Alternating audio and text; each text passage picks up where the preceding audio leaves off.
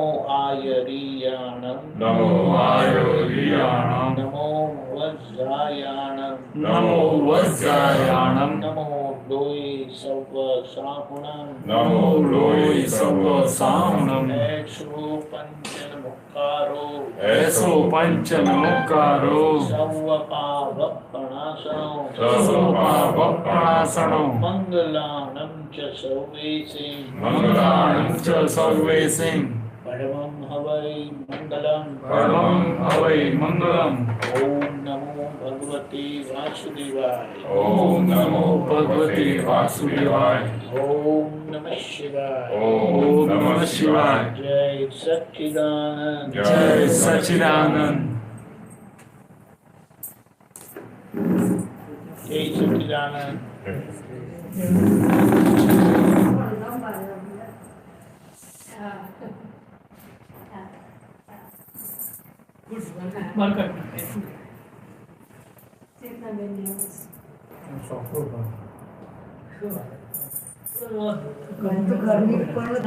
गर्मी ना कर आई ऊपर भेज दो ना ना ऊपर बेसियो हाँ ऊपर बेसियो बार बार लाग बस बस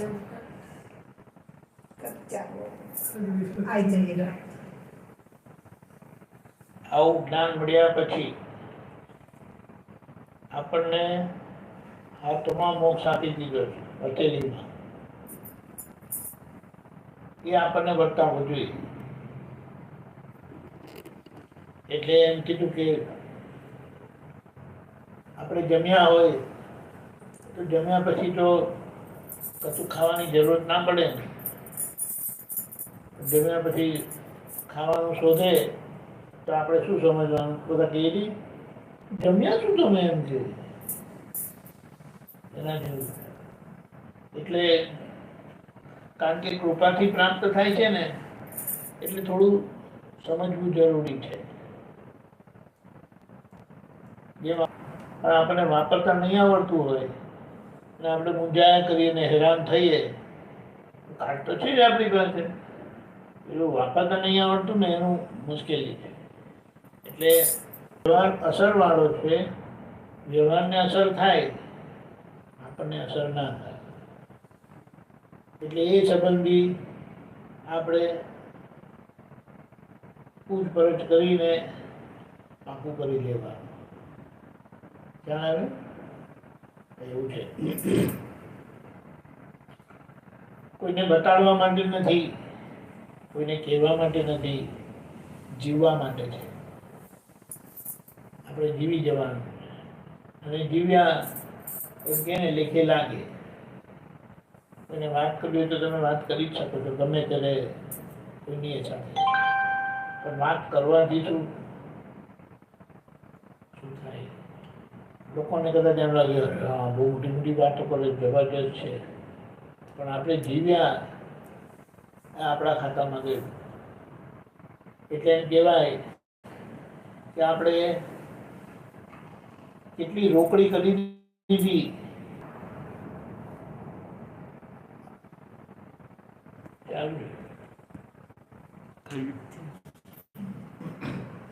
એટલે આપણે પૂછીને સમાધાન કરી લેવું. બાકીને તો વિધિ તમારે રોજ કરવાની. રોજ રોજ કરો છો ને વિધિ.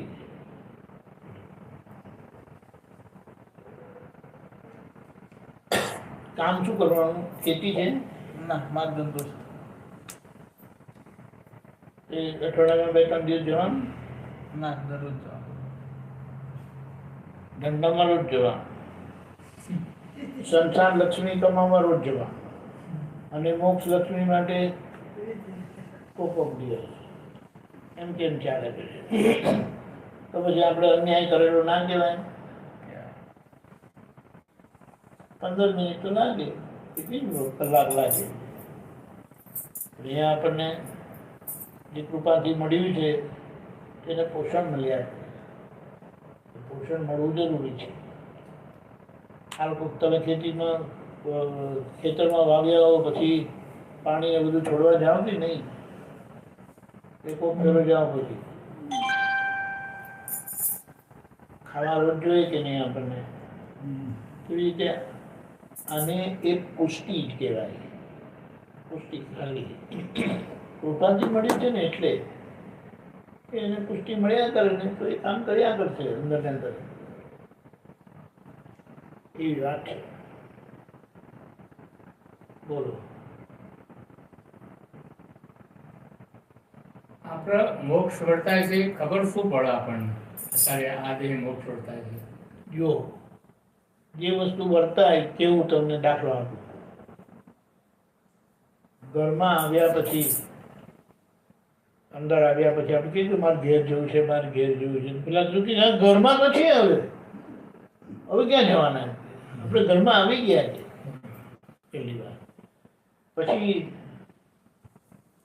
જમ્યા પછી આપણને કોઈ કે ખાઈ લો ને થોડું ના ભાઈ જમી લીધું એમ કહીએ ને. પછી જલેબી ખાધી હોય તો દાદાનો દાખલો છે ચા આપે તો કે હવે ચાને શું કરવાનું ફીકી લાગશે એટલે નથી જોઈતી ચા. અને કે લીધી કે ના લીધી એનો કઈ ફેર પડવાનો નથી. આ એવી રીતે થાય. એનો મતલબ શું પરિણામ શું કે આ બહારનું સંસારનું એટલે પૂતગલનું સુખ તમને મળે કે ના મળે તમે અંદરથી પરમાનંદમાં રહો. આજે ખાવાનું મોડું મળશે આજે 2 વાગે મળશે અમારે બહાર જવાનું ભલે કઈ વાંધો નહીં.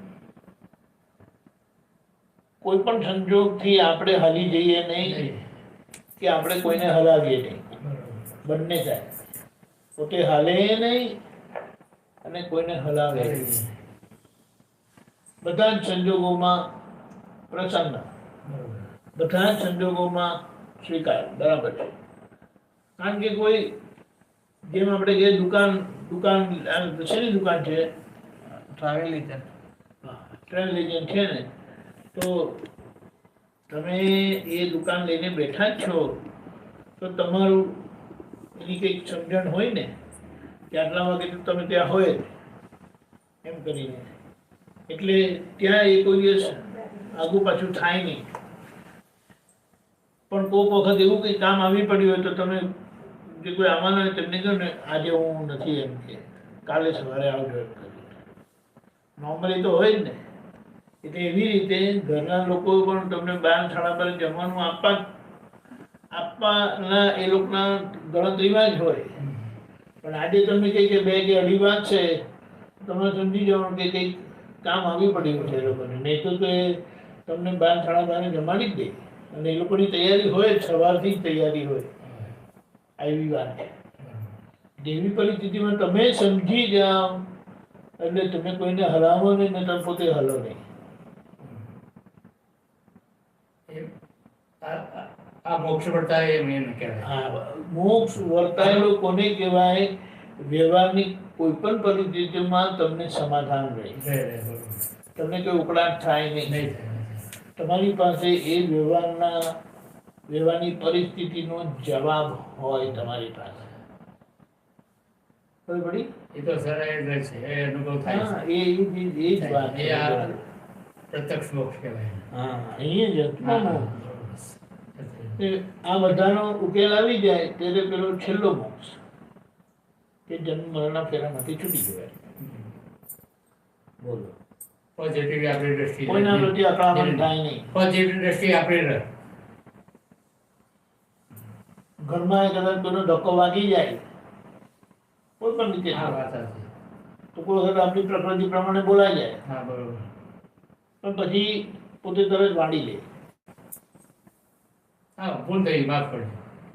તરત વાળી લે. તરત વાળી વાત. તરત વાળવાનું કેવું ના પડે એમણે એક રાહ જોવી ના પડે.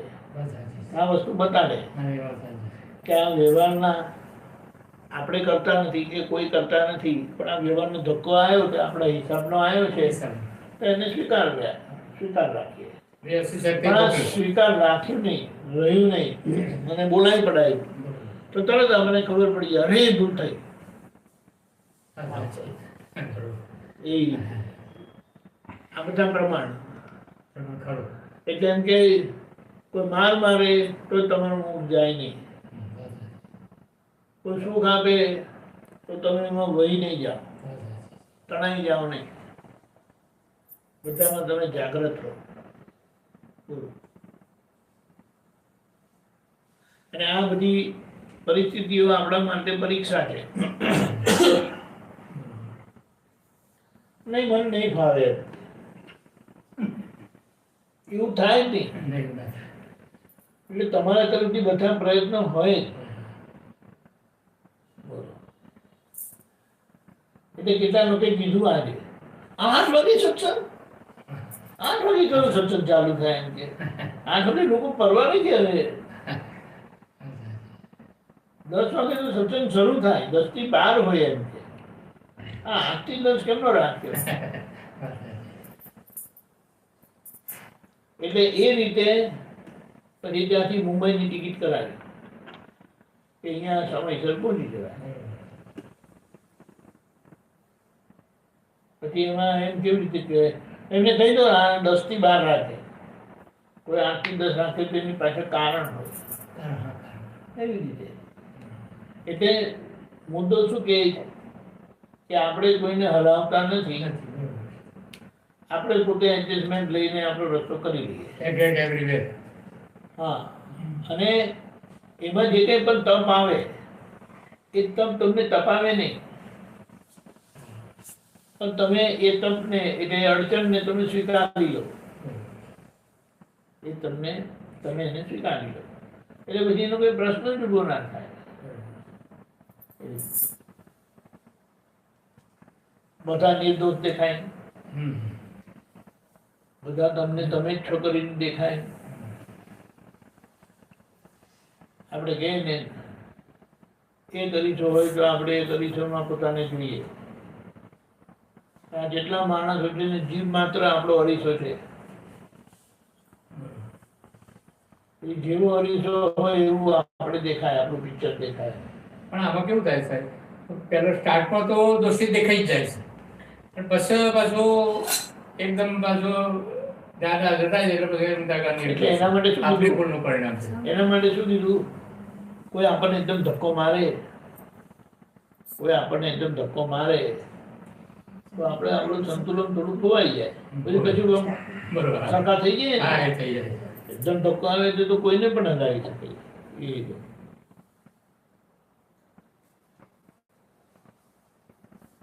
એનો વાંધો નથી રાખ્યો. બરોબર. એટલે પણ એને શું કીધું? શરૂઆતમાં ઘણી વારે સંતુલન આવે, 1-2 દિવસ પણ નીકળી જાય, પણ ધીમે ધીમે પછી સમય ઓછો થતો જાય, ઓછો થતો જાય, ઓછો થતો જાય, ઓછો થતો. પછી જેમ પેલી નેતર નામ વાંકી વાળે તરત સીધી થઈ જાય ને, એવી રીતે આપણે તરત ધક્કો વાગે આમ વડે ખરું પણ પાછું તરત સીધું થઈ જાય. એટલે સમય નથી હોવો, પણ આપણે સમજવું હોય તો એ સમય આપણે ધીમે ધીમે કરીને ઓછો થતો જાય. અને એમાં વિધિને આપણે બધું કરીએ ને તેમાં એ જાગૃતિમાં આપણને બહુ હેલ્પ. મદદરૂપ થાય. આ સત્સંગમાં આવીએ તો જાગૃતિમાં મદદરૂપ થાય, આપણી સમજણ પાકી થતી જાય. કોઈ બીજા પૂછે પણ આપણી સમજણ એમાં પાકી થતી જાય. આપણે તો સત્સંગ સાથે મતલબ રાખવાનો. કચરા ગમે ત્યાંથી ગબડી પડે છે ને કીર્તન ભક્તિમાં, પહોંચી જ જાય આમ તેમ કરીને. પછી અહીંયા આવવાનું તો રાત્રે 3 વાગે નીકળીને આવી જાય. સત્સંગ માટે ખાધેલા ધક્કા પણ ભારરૂપ નથી લાગતા, કારણ કે એમાં આપણો સ્વાર્થ છે.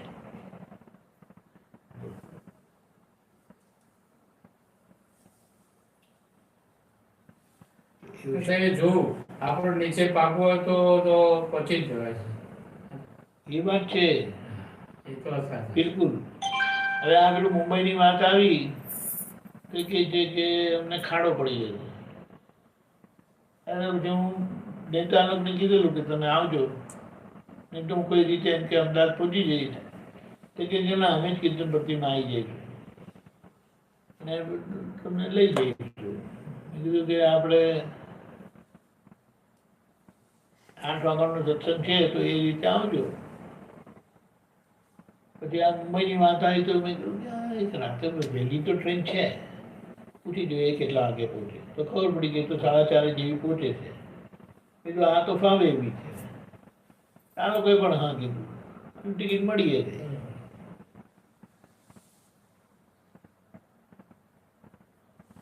એટલે એના બધી આપણને ખબર પડે, જેટલા આપણી જેટલી શંકા ને એટલા સંજોગો ગૂંચવાય, જેટલા આપણે નિશંક એટલા સંજોગો પણ ઓર્ડરમાં આવી જાય. જવાની ટિકિટ તો કરાવી લીધી, આવવાની ટિકિટનો પ્રશ્ન હતો તે તત્કાલમાં પણ થઈ ગઈ ને પછી શું જોવાનું નથી.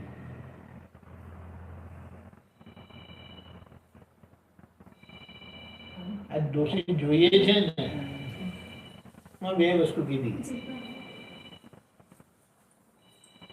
દોષ જોવો અને દોષ વિચારવો. હવે એ 2માં ફેર છે. વિચાર આપણે ઘણા બધા આવે ને, હા વિચાર તો બહુ. એટલે તમને દાખલો આપીએ કે આ લોકો રસોડામાં છે કે પરવળ છે, ભીંડા છે, ગોબી છે, ફ્લાવર છે, તો આ વિચાર આવેલો કહેવાય. વિચાર આવેલો કહેવાય. અને પછી કે ના આપણે કોબી જ બનાવીશું તો એને જોયેલું કહેવાય. નક્કી થાય એટલે જોયેલું કહેવાય. એટલે દોષ વિચારવો એ સ્વાભાવિક છે, પણ દોષ જોવો એટલે એના પર સહી થઈ જવી. હા, આમણે જ એવું કર્યું, આમનો જ દોષ છે, તો ત્યાં એનો ડાઘ લાગે. ખબર પડી? હવે અહીંયા આપણે થોડું એક ડગલું આગળ સમજી લઈએ કે વિચાર તો આયા, પણ એ વિચારમાં જો બુદ્ધિ ના પ્રકાશથી ચલાય કે બુદ્ધિના પ્રકાશથી ચાલે તો એને દોષિત દેખાડીને જ રહે છે. હવે પ્રજ્ઞાશક્તિના પ્રકાશથી એને જોવાય જ્યાં પુરુષાર્થ છે, પેલો ધક્કો છે, બુદ્ધિનો ધક્કો છે, કર્મનો ધક્કો કહેવાય. અને પ્રજ્ઞાશક્તિના પ્રકાશમાં જોઈ લેવું, સમજી લેવું એને પુરુષાર્થ કીધું. એટલે જાગ્રત નહીં રહ્યા તો દોષ જોવાય જ જશે. ખ્યાલ આવ્યો? એટલે સામાન્ય દોષિતપણા પર તમારો સિક્કો વાગી જ જશે. હવે એની સામે પ્રજ્ઞાશક્તિના પ્રકાશમાં એને જુએ તો એ વિચારો તો આયા, સહી તો ના થઈ, ઉપરથી આપણે એમને નિર્દોષ જોઈએ. આ સમજાય? વિધિ વાંચો ને બધી વાત એમને સમજણ પડે. કારણ કે જેમ આપણે કહીએ કે બીજ વાવ્યું ને ત્યાંથી એ ઉગવા માટે સક્ષમ છે, પણ આપણે પાણી અને ખાતર ના આપીએ તો એને પોષણ ના મળે, એટલે એને ઉગવામાં તકલીફ થાય. તો જેવું જેવું પાણી નાખવાનું, પોષણ નાખો, ખાતર ને બધું જે જરૂરી હોય તે કરો, એ ઉગવા માંડે. સમજાય? એટલા માટે આવું છે. ક્યાંથી શરૂ કરશો?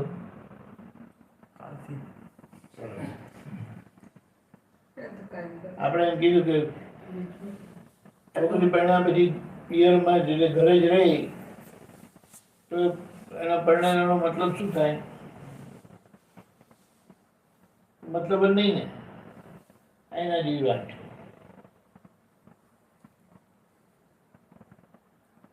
એટલે આટલું સહેલું જે બધી ભક્તિ કરતા હતા ને તે આપણે ભક્તિ સ્વરૂપ જીવીએ છીએ. પેલી ભક્તિ ક્રિયાથી કરવાની હોય, ભજન ગાવાના, મંદિર જવાનું, પૂજા કરવાની, ફૂલ ચડાવવાના, હાર ચડાવવાનો, મુગટ ચડાવવાનો, ચાંદલા કરવાના, આરતી કરવાની. હવે એ કોઈ ઔપચારિકતા રહી નહીં. 9 પ્રકારની ભક્તિ કીધી. ભગવાનના ગુણગાન સાંભળવાના, ભગવાનના ગુણગાન ગાવાના, એમ કરતા કરતા આગળ વધે. પગે લાગવું, સાષ્ટાંગ નમસ્કાર કરવા, પછી એમની સેવા કરવાનો ભાવ થાય એટલે એ દાસત્વ કહે છે. ભક્તિનું નામ દાસત્વ. પછી એ સખા જેવા થઈ જાય, ભગવાન તમારા મિત્ર સમાન થઈ જાય. અને છેલ્લા એ જે ભગવાનનું સ્વરૂપ છે ને તે સ્વરૂપ આપણે થઈ ગયું, એને પરાભક્તિ કીધી. ને આ પ્રકારની અપરાભક્તિ કીધી. પરાભક્તિ એટલે ભગવાન જોડે એકાકાર. ભગવાન જોડે એકાકાર કરેલા છે, થયેલા છે, પણ હજી આગળના કર્મના હિસાબો બધા બાકી છે ને, એટલે એના ધક્કામાં એ અનુભવ થતો નથી. એટલે ધક્કાનો ઉકેલ લાવવા માટે આજ્ઞા આપેલી છે કે આ બાકી રહી ગયેલા વ્યવહારનો કેવી રીતે ઉકેલ લાવશો એ સમજાવ્યું છે. બહુ સરસ રહે. પછી બીજું એક આપણે વિધિ કરતા હોય, શું કરતા હોય? વિધિ ચાલુ હોય, પણ પછી એ વિધિ ચાલુ હોય બધું બોલતા હોય, પણ અંદર પાછા બીજા વિચારો ચાલુ થઈ જાય. એટલે વિધિ બોલતા હોય બોલ્યા કરીએ આપણે, પણ બીજા વિચારો અંદર ભરી જાય છે. એ બધું શું કરું? હવે એનું એક શું કહેવાય એ બાબતને લઈએ, તમને એ પણ ખબર પડે કે અહીં લગી હું વિધિને સારી રીતે વાંચતો હતો અને અહીંયાથી મને વિચાર આવવાના શરૂ થયા. બોલો, આટલું બધું અંદર આપણને ખબર પડે. હવે આ વસ્તુ શું છે એ આપણને આ જે દ્રષ્ટિ મળેલી છે એનો પ્રતાપ છે, એનું પરિણામ છે. એ વિધિ અને વિધિ પોતે જ એટલી બધી દિવ્ય છે, એટલા માટે કીધું કે આવશ્યક કરીને મૂકેલી છે. એ વિધિ જ્યાં અટકી, કોઈ વિચાર આવ્યો તો ત્યાંથી શરૂ થાય. શું વાત છે? જય સચ્ચિદાનંદ, જય સચ્ચિદાનંદ.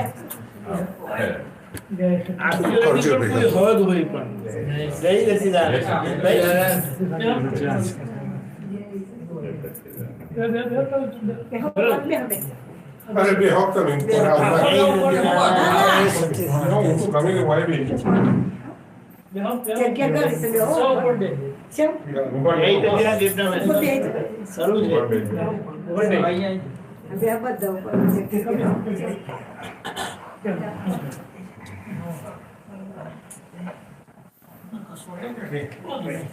એટલે જ્યાંથી વિધિપતિ હોય ને, કેટલીક વખત વિધિ કરતા કરતા જોકું આવી ગયું તો આપણે જાગે ને ત્યારે ખબર પડે કે અહીંયા લગી વિધિ બોલતો તો મને ખબર હતી અને પછી મને ઝપકી આવી ગઈ અને તમારી વિધિ ત્યાંથી શરૂ થાય. એવું થાય. આ વસ્તુ બતાડે છે કે કંઈક જબરજસ્ત અંદર પરિવર્તન થયેલું છે કે જ્યાં જે અવસ્થામાં આપણી જાગૃતિ અટકે છે ને તો ત્યાં આપણને ખબર બી પડે છે કે અહીંયા અટકી ગયું.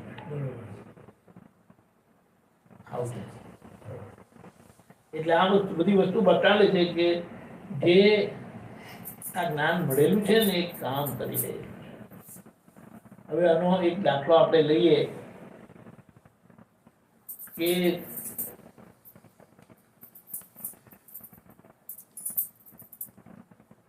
કૃષ્ણ ભગવાન અર્જુનને જ્ઞાન આપેલું, આ દિવ્ય દર્શન કરાવેલા. હવે એ દિવ્ય દર્શન ની સમજણ આપણને યા તો કૃષ્ણ ભગવાન મળે તો આપે યા અર્જુન મળે તો આપે. બીજા લોકોએ જે ગીતા વાંચેલી હોય તેનું યથાર્થ દર્શન આપી શકે?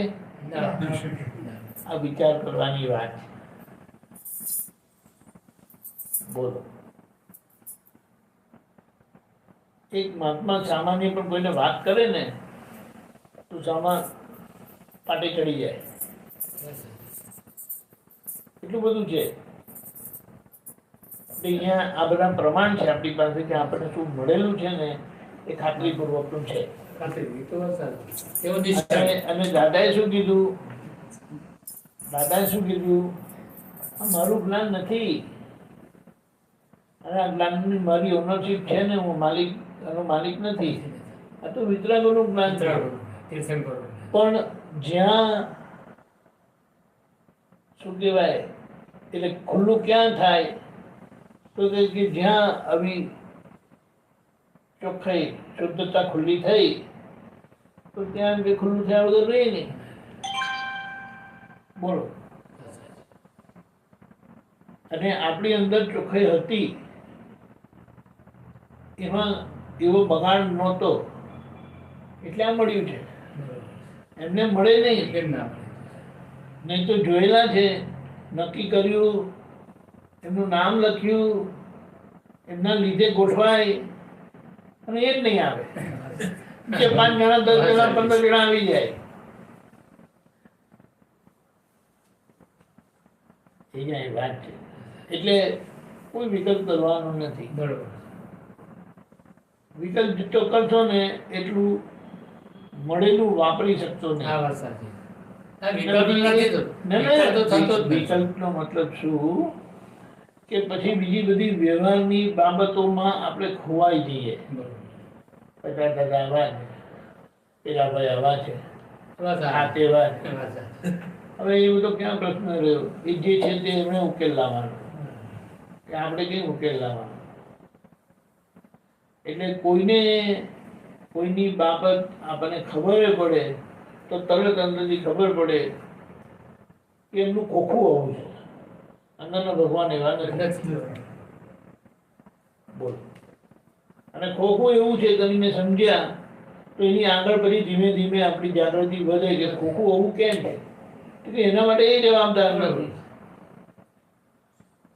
આજે જે વ્યક્તિ કરે છે તે માટે તે જવાબદાર નથી, નથી. કારણ કે એમનું ધક્કો કરાવે છે અને હિસાબ આપણો છે.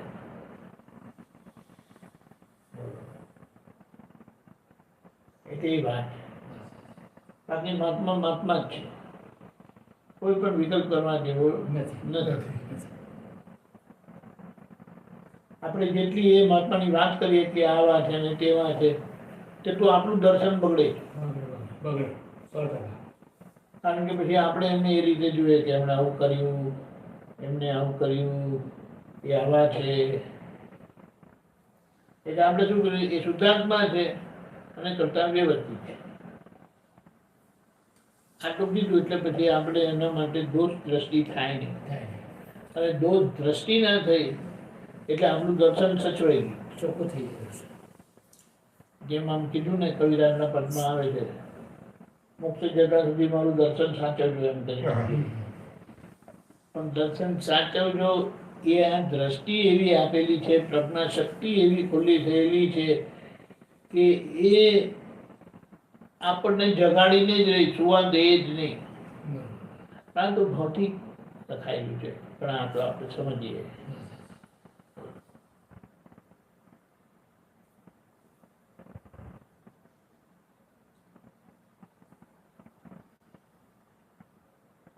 બાળાભાઈ તો કઈ ત્રિમંત્ર હો બોલેલા છે ને, એમ રેકોર્ડ મોકલેલું, મેં વિડીયો મોકલ્યો હતો.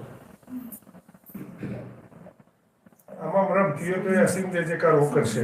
હા, આમ રમ થયું હોય તો એ અસીમ જય જયકાર હું બોલશે અંદર અંદર. બરાબર. જબરદસ્ત.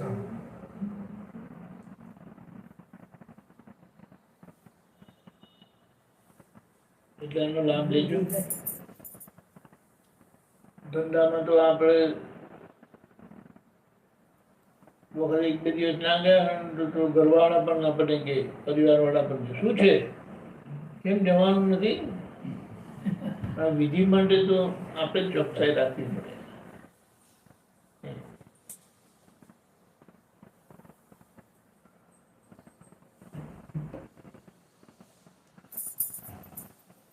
જય સચિદાનંદ. જય સચિદાનંદ. જય સચિદાનંદ. અહીંયા બેહો. આપણે આમાં જોઈએ. પેલા પાછળ ધમકાઈ પેલા પાછળ ધમકાઈ આપણે કશું પોરાયનો હોય. તો હાલા બે હું બેહું. જે આ બાજુ આવે. તમારે બેહો. આવો એ બે તય બે આવશો તમે બે આવો, એ. હોલમાં જાઓ.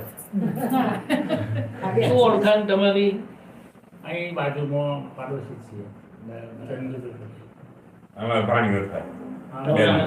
મામા થાય મારા. બાબુ ભાવેશ કરો ને એને બાસાજી થાય. હા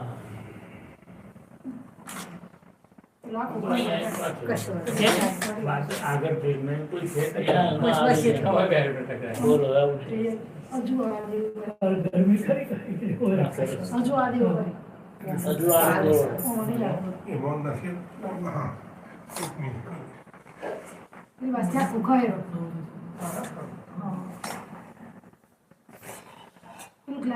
ના વાંધો નહીં વાંધો નહીં એને ક્યાં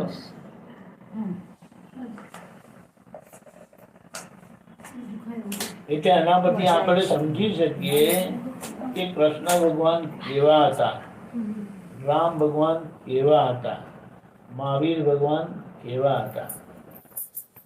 એમના થકી જેમને આ દર્શન દ્રષ્ટિ સમજણ પ્રાપ્ત થઈ તે કેવા જીવીને નીકળી ગયા અને એમનો જીવન દાખલો જીવનનો દાખલો એટલે આપણે રામાયણ વાંચી છે, મહાભારત, ગીતા એ બધું જોઈએ કે જ્યાં એમનો નિમિત્ત ભાવ એ જ્યાં હાજર હતા તે કેવી રીતે બિલકુલ હારી જવાય એવી પરિસ્થિતિમાં જીતાડ્યા.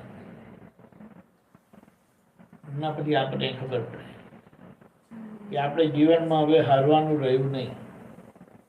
હારવાનું રહ્યું નહીં એટલે કે કોઈ સંજોગ આપણને પાડી શકે નહીં અને એ સંજોગમાંથી આપણે તરી નીકળી જઈએ.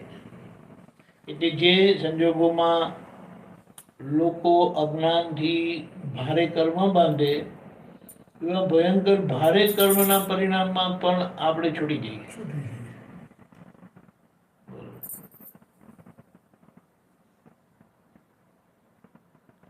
એટલે આ તો એક આપણને દાદા ભગવાનનો યોગ મળ્યો છે, આપણે એનો લાભ લઈ લેવાનો.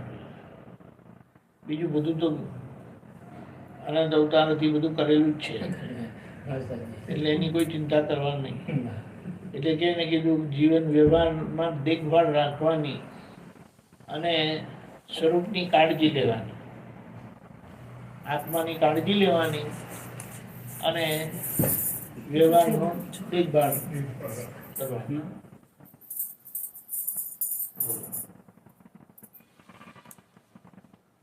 બોલો આપણે કઈ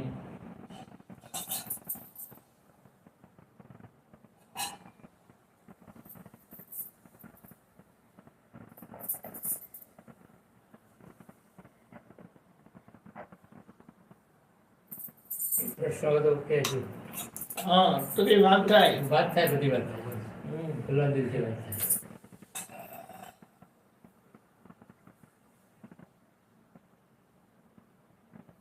બાકી આજ લગી જે બધી ભક્તિ કરીને એ ભક્તિ સ્વરૂપ આપણે આ દ્રષ્ટિ સાથે જીવીએ છીએ. કોઈ ઔપચારિક ભક્તિ હોય યા ના પણ હોય, એ ઔપચારિકતાથી ભક્તિ નથી, પણ આ દ્રષ્ટિ સાથેની ભક્તિ છે. એટલે ભગવાનની સીધી ભક્તિ એ મોક્ષે લઈ જાય. બાકી જેટલી પરોક્ષ ભક્તિ છે તે પ્રત્યેક ભક્તિ એટલે ભગવાનને પ્રાપ્ત કરવા માટેનો ઉપાય છે, રસ્તો છે. જબરજસ્ત પુણ્ય કમાઈ આપે. જે પુણ્યથી આપણને કૃષ્ણ ભગવાન જોવા મળે, રામ ભગવાન જોવા મળે, મહાવીર ભગવાન જોવા મળે. બોલો.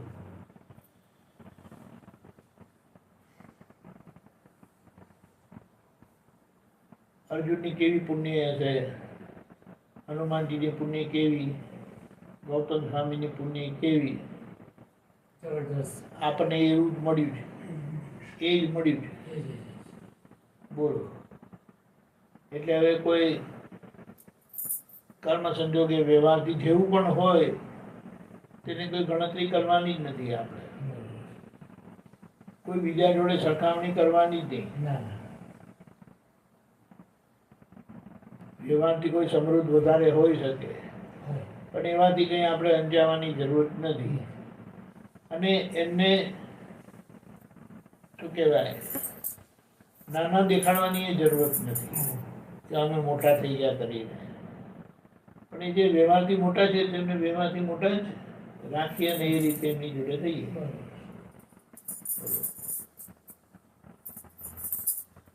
દ્રષ્ટિ મળી એટલે સમજણ મળી એ ક્યારે પણ ઊંચું માથું કરીને જીવે નહીં. એ બધા સંજોગો આવે પણ એ બધા સંજોગોમાં માથું નીચે કરીને નીકળી જતા એ શીખી ગયેલા.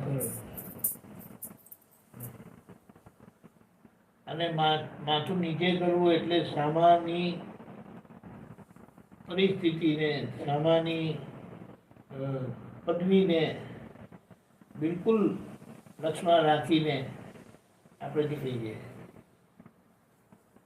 અથડાવાની વાત આવે જ નહીં, ના. એડજસ્ટમેન્ટની વાત આવે. રામ સંજોગોનો સુમેળ સાધી સમભાવે નિકાલ કરતા હોય. સુમેળ સાધવો એટલે બહારના વ્યવહારથી આપણું એડજસ્ટમેન્ટ, અને સમભાવ એ તો મોક્ષે લઈ જનારો ભાવ છે કે જે સમભાવથી બધી જ વિષમતા ઉપડી જાય. ઝેરવાળા ભાવ કેવા કહેવાય? આ ગમવાનું ના ગમવાનું થાય ને એ બધો ઝેરી ભાવ કહેવાય. એ બધું નીકળી જાય, એના ધક્કામાં ના આવીએ.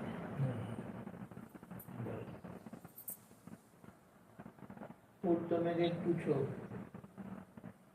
તમને પપ્પા જાત્રે આવેલા આપણે દાદા ભગવાનની. સમસ્યા ના રાજસ્થાન એ બાજુ. અચ્છા. સારું સારું. વાત કરે તો ગાડી આગળ જાય. લાગે પેસેન્જર હોય તો ગાડી આગળ લે, નહીં તો પછી વાત કરે.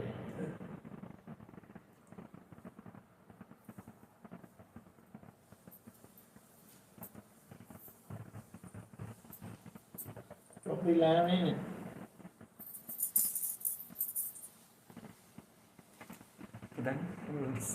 તો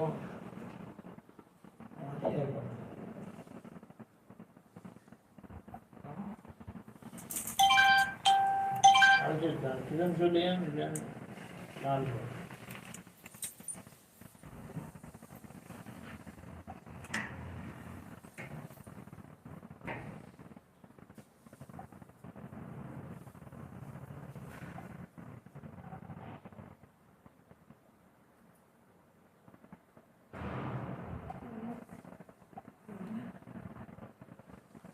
કંઈ પૂછવા જેવું લાગે તો પૂછજો. પૂછવા જેવું પૂછો, લગ્નનું પૂછવું હોય તો એ પૂછાય. વાને પૂછાય. વ્યવસ્થા કરવી જોઈએ. વાને પૂછાય.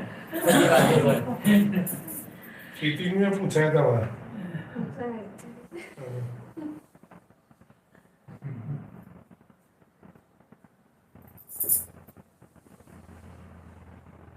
આપણે રામદાસનું જીવન જોઈએ ને એટલે બધું એમાં આવી જ જતું હોય છે. આમાં કશું એમ થાય કે આવું જ ભણતો તો એમ બધું એનું આત્મસાત કરેલું જ છે અમને એવું લાગે છે. આપણે જે જીવું છું ને મારા સંબંધીઓમાં તો એ જબરદસ્ત એનું જીવન ચાલે. એ પ્રશ્ન આપણે આમાં જોઈ લઈએ ને તો એ પ્રશ્ન સોલ્વ થઈ જાય એવું છે. આપણે ચર્ચા કે અનેક થાય જોરદાર છે. મોમું એવું ગીત છે.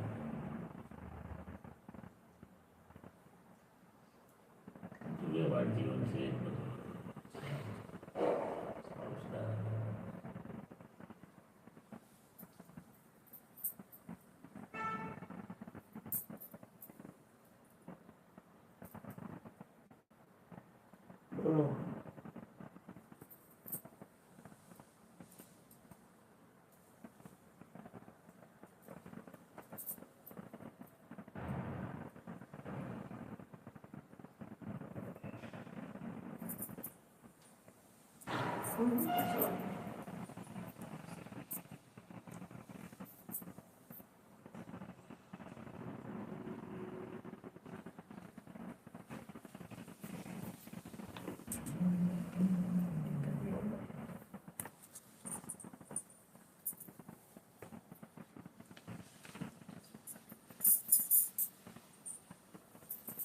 તીર્થયાત્રા નહીં કરવું જોઈએ આપણે આ બધું કરવું જોઈએ કે ના કરવું જોઈએ એવું નથી હોતું. આપણે તો શું કે જે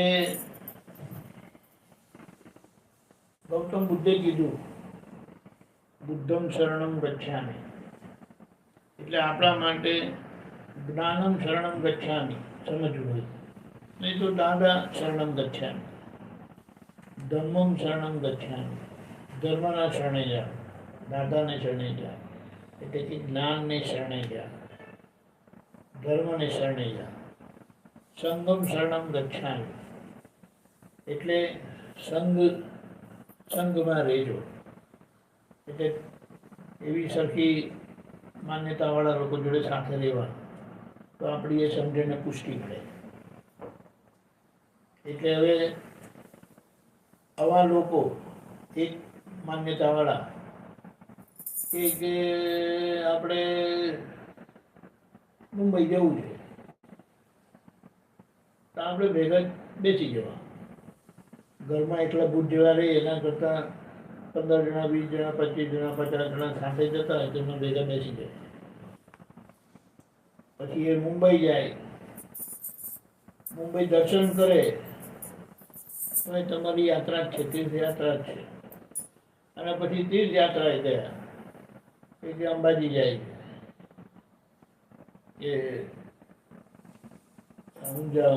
ઉમિયાજી જાય કે પછી પેલા કે વૈષ્ણવ દેવી જાય, એ જ્યાં ગયા ત્યાં આપણે સાથે જવાનું. એટલે આપણી તીર્થયાત્રા મહાત્માઓની સાથે રહ્યા ને આપણી તીર્થયાત્રા છે. અને કદાચ એવો ભાવ થતો હોય જવાનો તો જવાનું, એમને એમ થાય નહીં ભાવ. દ્રષ્ટિ મળ્યા પછી તમને પ્રાપ્ત છે ના ના ઘરના થઈને કેમ રહી ગયા? કોઈ સહયોગ જ નથી લાગ્યો. કઈ? મૂળ જયસિંહ બાપાનો વધારે કોઈ જે માનતા હોય. હા, બરોબર. મળ્યા હતા જયસિંહ બાપાને? એમની પાસે કંઈક લીધું હતું? આમ અમારો ગુરુ જ છે જયસિંહબાબુ. ભાઈ ગુરુ તો હોય, પણ કહેવાનું શું, ગુરુ દીક્ષા લીધી હતી એમની પાસે? એ દીક્ષાને એવું ના આપતા હોય. એટલે આ મનોમન આપણે જે માનીએ એ જ વાસ્તવમાં. જો એ ખોટું નથી. હું મનોમન કોઈને માની લો કે મારું લગ્ન થઈ જાય, ખોટું નથી. હું ફરીથી કહું છું, ખોટું નથી. પણ એનાથી તમારી જે ભૂમિકા થઈ ને આગળ જવાનું છે, એ વાત છે. ખબર પડી? જેમ આપણે કહીએ કે દાદા ભગવાન તો હતા, પણ દાદા ભગવાને તમે ના મળી શક્યા. બને ઘણા લોકોને એવું થયું. હવે શું કરવાનું? એનું વિચારવાનું. હવે જે આગળનો રસ્તો તમને જ્યાંથી મળતો હોય ત્યાંથી આગળ. ગુરુ હાજર હતા ત્યાં સુધી તમને લઈ આવ્યા. જેમ આપણે કહીએ કે એમની ગાડી હતી, એટલે એમની ગાડીમાં તમે અમદાવાદ લગી આવ્યા. પછી અમદાવાદથી અહીંયા ગામે કેવી રીતે આવવાનું જોઈએ કે નહીં કોઈ, એવી રીતે. એટલે ગુરુ તો આગળ આગળ બદલાયા જ કરે. અને એ ખોટું પણ નથી. પહેલા ધોરણના ટીચર આપણને પહેલા ધોરણ પાસ કરે ત્યાં સુધી સાથે હોય, પછી ક્યાં આગળ જાઓ તમે કહો કે ના મને તમે બહુ ગમો છો, હું અહીંયા જ રહી જાઉં. ના ના ના ના ના આગળ જાઓ, તો બીજા આવશે તેને હું શું કરું? બીજા મને જગ્યા કરવી પડશે, આગળ જાઓ. ખબર પડી? વહેતા રહેવું આગળ. જે પહેલા ધોરણના ગુરુએ ટીચરે તમને જે શીખવાડ્યું તે આગળનું તમને બીજા ધોરણના ટીચર શીખવાડતા, એની આગળનું ત્રીજા ધોરણના શીખવાડતા, અને છેલ્લું કહ્યું તો કે જ્ઞાની મળે કે તમને તે સ્વરૂપ જ બનાવે. એટલે એ સ્વરૂપ થયા તો પછી આ છેલ્લું સ્ટેશન, છેલ્લી ગાડી, એ જ ગાડી તમને મોક્ષે લઈ જાય. પછી એ હયાત હોય કે ના હોય, પણ એમણે એમનું સ્વરૂપ તમને આપી દીધું. એ વાત છે.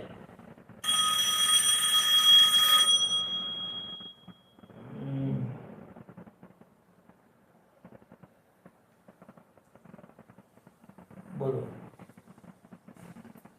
સમજાય? એટલે આજે કેવું છે, કૃષ્ણ ભગવાન થકી પ્રાપ્ત થયેલા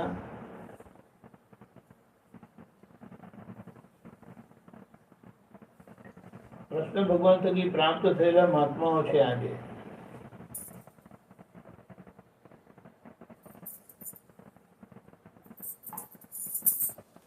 કૃષ્ણ ભગવાન થકી પ્રાપ્ત થયા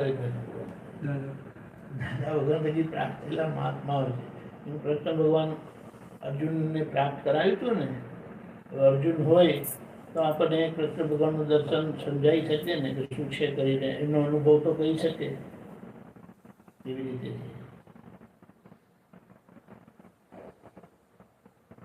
એટલે તમારી આગળની ભૂમિકા મળે.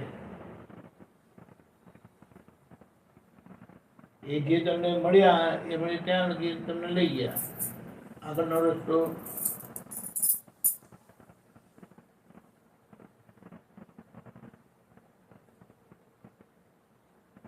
એટલે ભાવ રાખવાનો. એ જે સ્વરૂપે હતા તે સ્વરૂપ મને પ્રાપ્ત થાય, અને એ સ્વરૂપ પ્રાપ્ત થાય તો આપણું કલ્યાણ થાય. કલ્યાણ થયેલું કોને કહેવાય? કે હવે હું જન્મ મરણના ફેરામાં આવવાનો નહીં એવું તમને પોતાને સમજાય. બધાની અંદર ભગવાનના દર્શન થાય, બધાનો નિર્દોષ દેખાય. ઝઘડાવાળી પરિસ્થિતિમાં પણ તમને ઝઘડો ના રહે.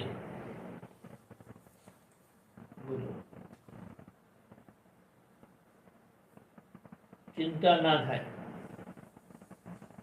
આપણા થકી કોઈને દુઃખ ના થાય. વખતે દુઃખ થાય તો તમને તરત ખબર પડી જાય કે આ મારી ભૂલ થઈ અને તમે એને તરત સુધારી લો. આ બધા પ્રમાણ છે.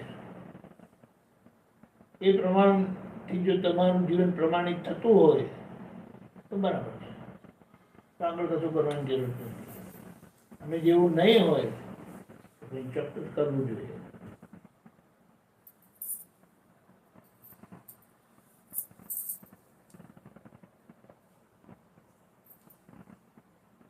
બોલો.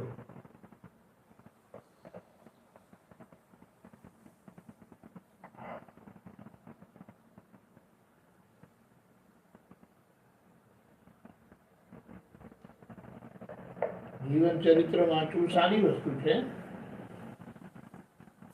પણ એ જીવન ચરિત્ર આપણે ભૂમિકા તૈયાર કરે છે કે અંદરથી આપણને ભાવના કરાવે કે મને આવા જીવતા મળવા જોઈએ.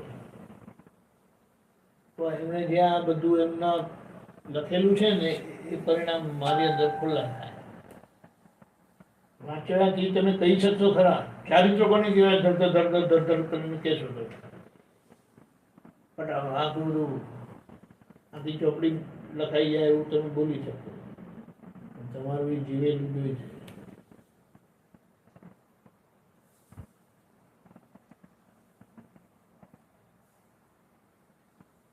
એને આજે ફિલોસોફી ને એવું બધું ભણે છે ને બધા, અને ભણાવે પણ છે કોલેજમાં ને એવી રીતે. એક જગ્યાએ ભેગા થયા હતા ત્યારે એમણે કીધું અમે બોલતા આધ્યાત્મ છે, જીવતા અધ્યાત્મ નથી. અમે અધ્યાત્મ માટે બોલી શકીએ, તમે જેટલા કલાક બોલવા કહેશો ને તે બોલ્યા કરીશું આપણે. અને જીવવાનો ભાગ કે જેમને જે પ્રાપ્ત થયેલું હોય એ જ હોય, એમને જ હોય. બરોબર.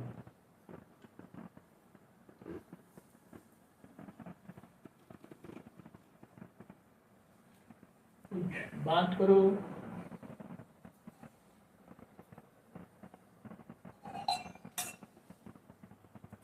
કાલે રાખ્યું જ છે મેં માતાના મંદિરમાં. ટાઈમ હોય તો આવજો સવારે 8 વાગે.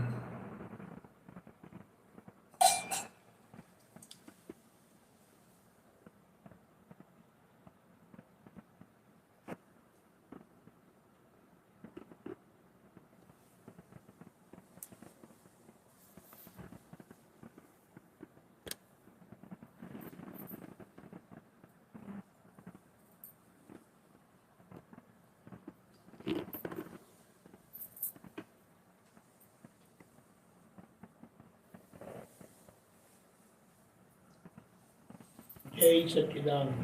જય સચ્ચિદાનંદ. दुआ. अच्छा नंबर बनी के जो पेज नंबर 73 નંબર 72.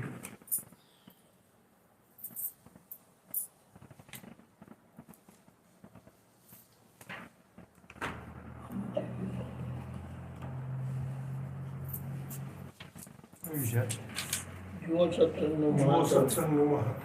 સમજાય છે.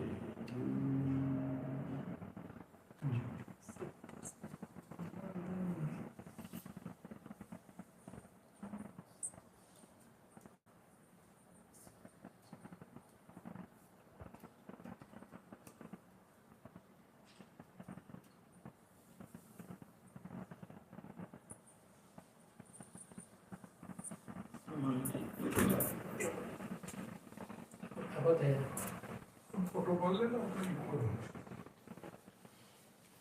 પઢ્યો? જુઓ સત્સંગનું મહાત્મ સમજાય છે.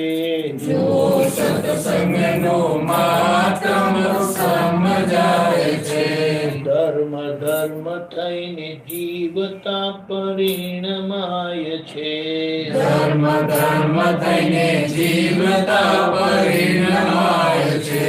જુઓ સત્સંગનું મહાત્મ સમજાય છે.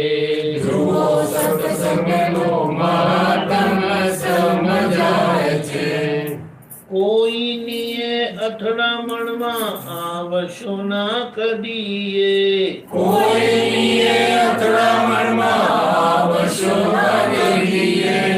આજ વાક્ય આરાધને મિલે મોક્ષ કહીએ. આજ વાક્ય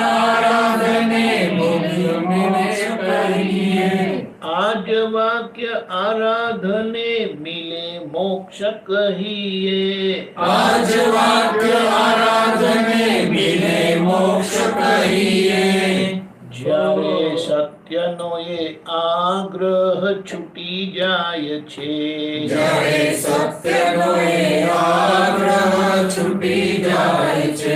ત્યારે વીતરાગ સંપૂર્ણ ઓળખાય છે.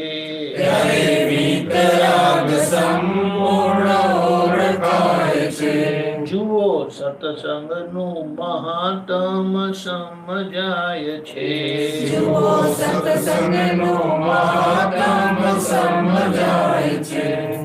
આહારી આહાર કરે નિરાહારી જાણે માત્ર.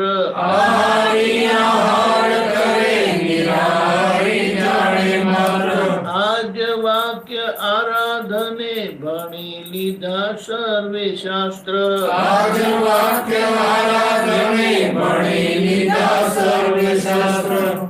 માત્ર ખાણું પીણું દાદાજીને અર્પાય છે.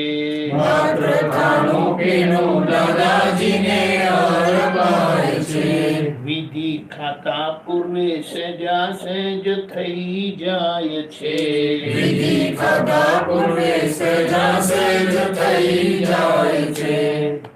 આખું જગત વ્યવસ્થિત ખાલી કુએ પડદા.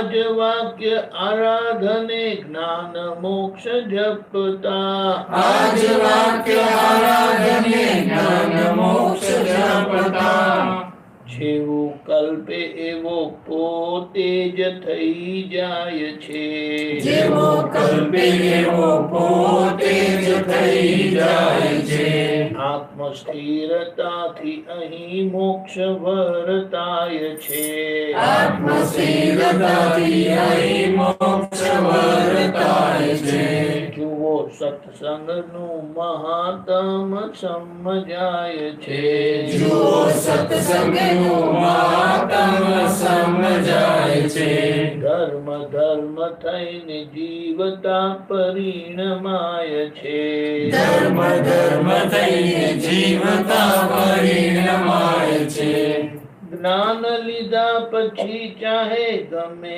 ત્યાં હો મહાત્મા જ્ઞાન લીધા પછી ચાહે ગમે ત્યાં હો મહાત્મા યાદ આવે અવસ્થામાં હું છું શુદ્ધ આત્મા યાદ આવે અવસ્થામાં હું છું શુદ્ધ આત્મા જ્ઞાન લીધા પછી ચાહે ગમે ત્યાં હો મહાત્મા જ્ઞાન લીધા પછી ચાહે ગમે ત્યાં હો મહાત્મા યાદ આવે અવસ્થામાં હું છું શુદ્ધ આત્મા યાદ આવે અવસ્થામાં હું છું શુદ્ધ આત્મા ફક્ત એક સમય શુદ્ધ ચિત્ત યાં પમાય છે ફક્ત એક સમય શુદ્ધ ચિત્ત આપમાય છે અંતકાળે પૂર્ણ કેવળ જ્ઞાન થાય છે અંતકાળે પૂર્ણ કેવળ જ્ઞાન થાય છે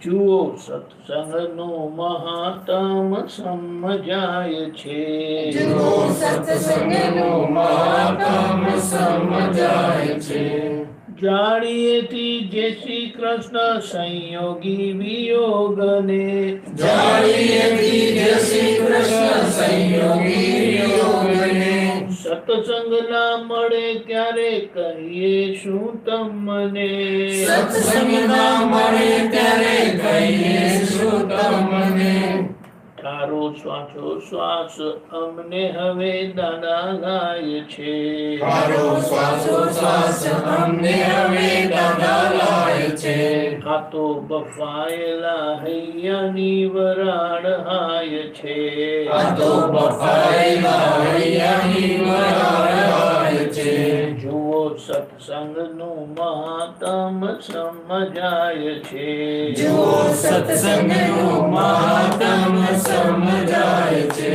ધર્મ ધર્મ થઈને જીવતા પરિણમાય છે ધર્મ ધર્મ થઈને જીવતા પરિણમાય છે ધર્મ ધર્મ થઈને જીવતા પરિણમાય છે ધર્મ ધર્મ થઈને જીવતા પરિણમાય છે સંજોગો બધા આવીને જાય તેમાં આપણે શું કરવાનું વહેતું પાણી હોય તો પાણી આવે ને પાણી જતું રહે એટલે આપણે એવા સ્થિર થઈ જવાનું પાણી જોડે વહેવાનું નહીં પાણી જોડે વહે તો એની અસરોમાં આવીએ અને પાણી વહ્યા કરે આપણે કિનારા પર સ્થિર જયા કરવાનો હા પાણી સુકાઈ ગયું આપણે શું કરીએ તું તોય આપણે કશું કરવાનું નહીં કશું કરવાનું અને સુકાયું તેને આપણે કશું કરવાનું નહીં જોયા જ કરવાનું અને પછી અચાનક બધું પૂર જેવું આવી ગયું તો શું કરવાનું તે નહીં જોવાનું આપણે કઈ તળાવવાનું છે પાણી ભેગા પાણી માં હોય તો તણાઈ જઈએ પાણીથી છૂટા પડ્યા એટલે આપણે હવે તણાવવાનું નહીં બગડવાનું નહીં ભીના થવાનું નહીં બોલો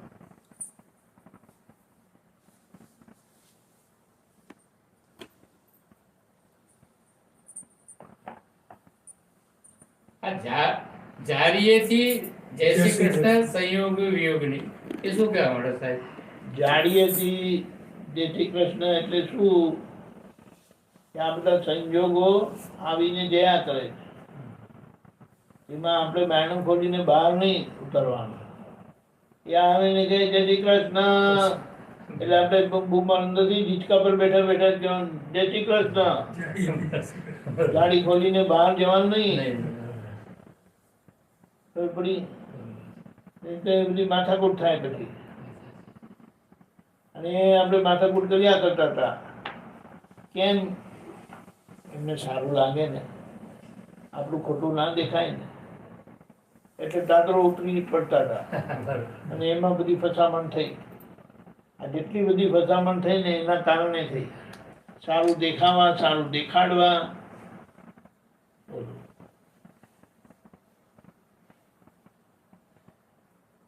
પછી આખું જગત વ્યવસ્થિત, ખાલી કોઈ પડઘા.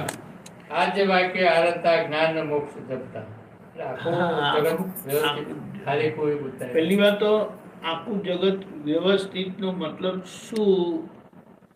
કે આ જે બધું છે ને તે બધું બરાબર છે. અને ખાલી કુએ પડઘા એટલે શું?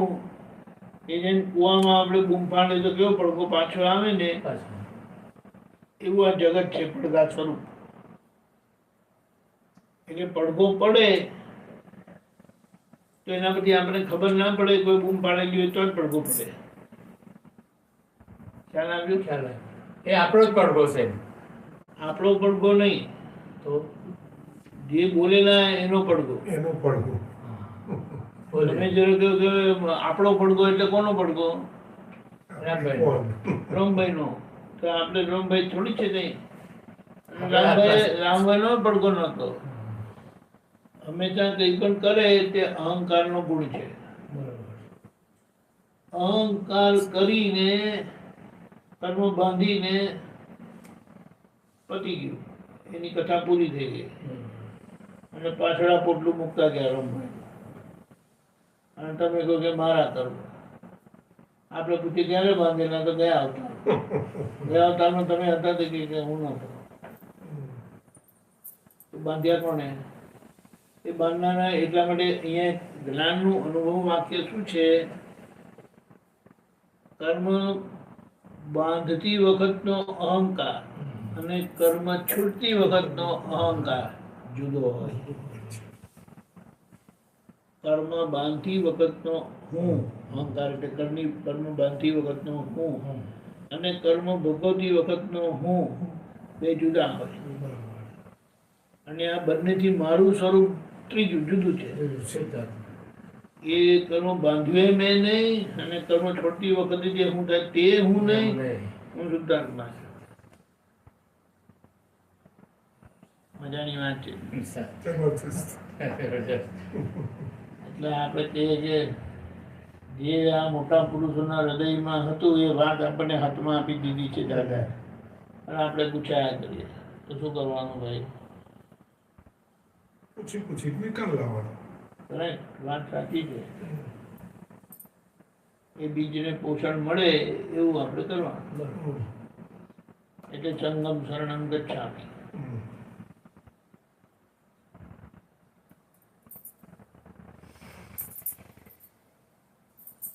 બોલો બા ભાઈ.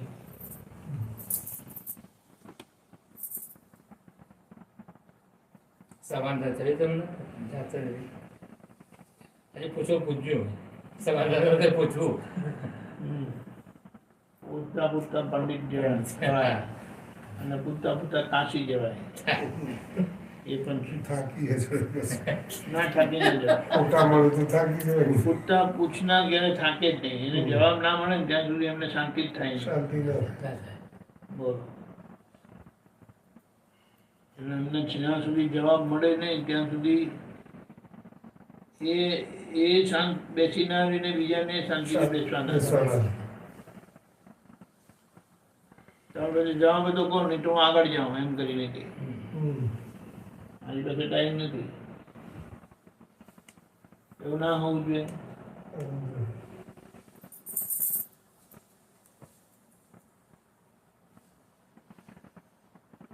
બોલો. આ પૂછવાની જગ્યા છે, બીજે બધા વગરની જગ્યા છે.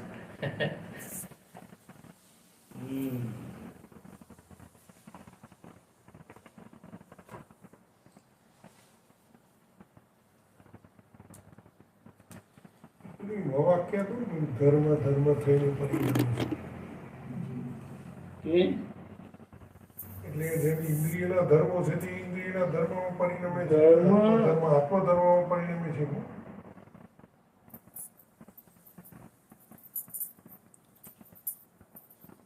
આ આત્મધર્મ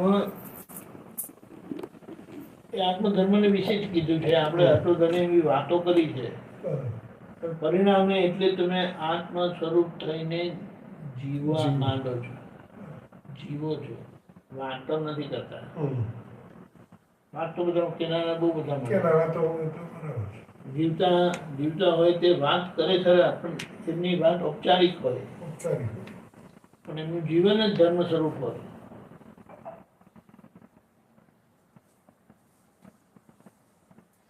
એવાનો 5 મિનિટ પણ આપણને મળે ને તો આપણે કલ્યાણકારી છે. કારણ કે એ સત્સંગ જીવી રહેલા છે. જીવી ગઈ. જીવનાની તો કઈ વાત જ થાય એમ નથી. જોઈને જેવા થઈ જાય. હા, જોઈને જવાય.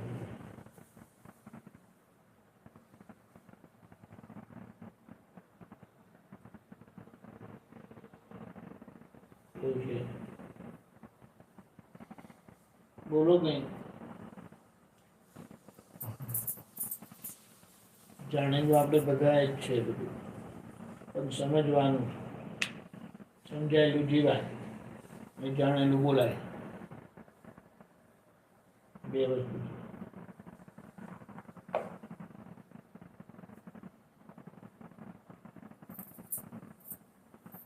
આ સાહેબ અમાર સત્યનો આગ્રહ છૂટી જાય છે ત્યારે વિતરાગ સંપૂર્ણ ઓળખાય છે. સત્યનો આગ્રહ એટલે પોતે માનેલું જે છે તે માટે દરેકને આગ્રહ હોય. સાચું ખોટું તો આ જગતમાં છે જ. એટલે સાત્વિકતાનો પણ પક્ષ જ્યારે છૂટી જાય ત્યારે પોતે મુક્ત થાય. સાત્વિકતાનો પક્ષ રહેવો સ્વાભાવિક છે, સાચાનો પક્ષ રહેવો સ્વાભાવિક છે. ખોટાનો ત્યાગ કરવો અને સાચાને ગ્રહણ કરવું ને કરાવવું. સાચું ગ્રહણ કરવું, કરાવવું ને એનું અનુમોદન કરવું, એવું રહે. અને ખોટાનો ત્યાગ કરવું, કરાવવું ને અનુમોદન કરવું રહે. પણ એ બંને કરવાપણાના ભાગમાં છે. એટલે કરવાપણાનો ભાગ છે ત્યાં સુધી બંધન છે. સત્યનો આગ્રહ રાખશો તો સત્યનું અનુમોદન થશે આવી રીતે, અને એના પરિણામે તમે પુણ્ય બાંધશો. તો પુણ્ય બાંધશો તો એ બંધન જ છે. વિતરાગ એટલે જે મુક્ત થઈ જાય. વિતરાગ એટલે જે કર્મ બાંધે નહીં, બંધાયેલા કર્મમાંથી છૂટી જાય અને બીજાને પણ છોડાવે. એટલે ત્યારે વિતરાગ સંપૂર્ણ ઓળખાય આપણે. ઓહ, વિતરાગ ભગવાન એટલે તીર્થંકર ભગવાન તો, નાની ભગવાન તો, કૃષ્ણ ભગવાન કેવી રીતે છૂટી ગયા, રામ ભગવાન કેવી રીતે છૂટી ગયા, મહાવીર ભગવાન કેવી રીતે છૂટી ગયા, એ આપણને ખબર પડે. અને એ નહીં તો આગ્રહ છૂટે નહીં. કોઈને કોઈ પ્રકારનો આગ્રહ હોય જ નહીં. એટલે નવગ્રહની પૂજા કરાવે જ ને, નથી કરાવતા? નવગ્રહની પૂજા એટલા માટે કરાવે કે આપણામાં જે 9 પ્રકારના ગ્રહો છે ને બધા, એ બધા નીકળી જાય. અને એ નીકળી જાય તો આપણે શાંતિ થાય. એટલે હઠાગ્રહ આપણા હઠાગ્રહ, દુરાગ્રહ, મતાગ્રહ એ ગ્રહ. 9 પ્રકારના ગ્રહ, હા, પેલા ગ્રહો ને, એ ઉપરના રીતે ગ્રહો 9 ને. પ્રકારના ગ્રહ ઉપર હોય છે. પણ એ 9 ગ્રહની ભૂમિકા એવી આવે ને તે વખતે આપણી અંદરનો એ ગ્રહ છે ને કૂદકા મારે. એટલે પેલા ગ્રહનો દોષ નથી, એ ગ્રહ આપણી અંદર છે એનો દોષ છે. એટલે જ્યારે એનો જે ટાઈમિંગ આવે ને બહારના ગ્રહોનો, ત્યારે આપણો ગ્રહ કૂદકા મારે. એટલે આપણને જંપીને બેસવા ના દે, હેરાન કરે ને ભૂલ કરાવે. એટલે એવા વખતે આપણે ધર્મના કામમાં ધર્મ ધ્યાનમાં વાળી લેવાનું. તે આગ્રહ પછી બધો એમને એમ જતો રહે, સમય જતો રહે એટલે પછી કામ ના કરે. એટલે એ ભક્તિને એની પાછળનું રહસ્ય, કરવા પાછળનું રહસ્ય એ છે.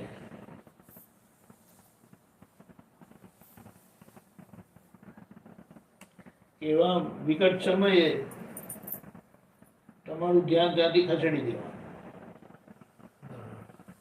જેમ આપણે કોઈ ઊંઘતા હોય ને કોઈ બરાબર ગાળો દે આપણને, એ આગળના બધા પાછળનું બધું ભેગું કરીને ગાળો દે બરાબર, આપણે શું થાય?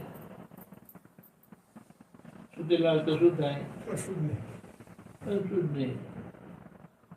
હવે આંખ ખુલી ગઈને જાગો છો એટલે બે આવડા શબ્દો બોલે ને તો ત્રીજો શબ્દ બોલ્યા તો માથું છૂટું કરી દે. હો કે નહીં? ઓરિજિનલ પટેલ આવી જાય કે નહીં? આવી જાય. હા. એ વાત સમજવાની. એટલે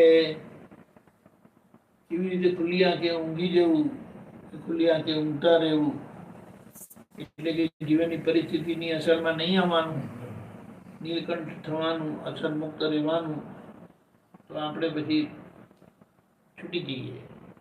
છૂટવાનો રસ્તો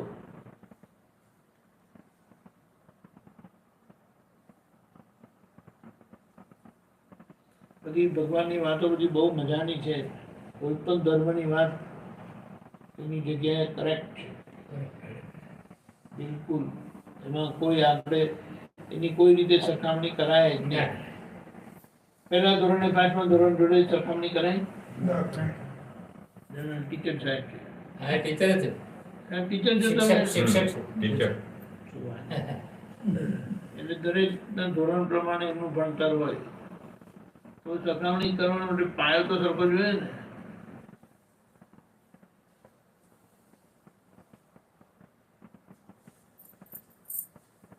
તમે સાહેબ તો કઈ વાત કરો.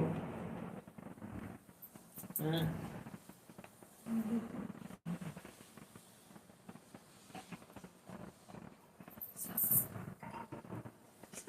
આવ્યા છે તો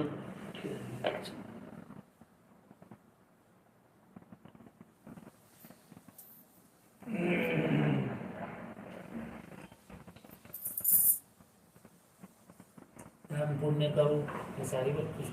શું? દાન પુણ્ય કરવું દાન સારું. કરવું, પુણ્ય કરવું, કેવી જગ્યાએ કરવું, શું કરવું?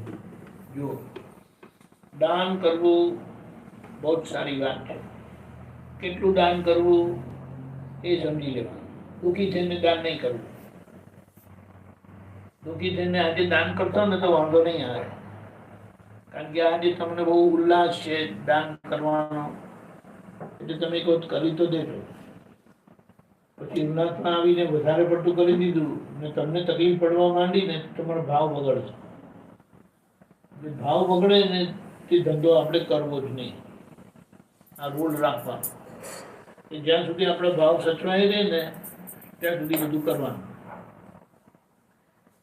દાનમાં દાદા ભગવાન સરસ સમજણ આપી છે કે ભૂખાને જમવાનું આપવું, અન્નદાન. માંદાને ઔષધ આપવાથી. પછી જે ભણવા માટે તકલીફ થતી હોય તો એમને આપતા. ને જ્ઞાન દાન કહે. અને છેલ્લું દાન, છેલ્લા પ્રકારનું દાન, એને અભય દાન કહેવાય. આપણાથી કોઈ ગભરાય નહીં. આપણાથી કોઈ ગભરાતું હશે?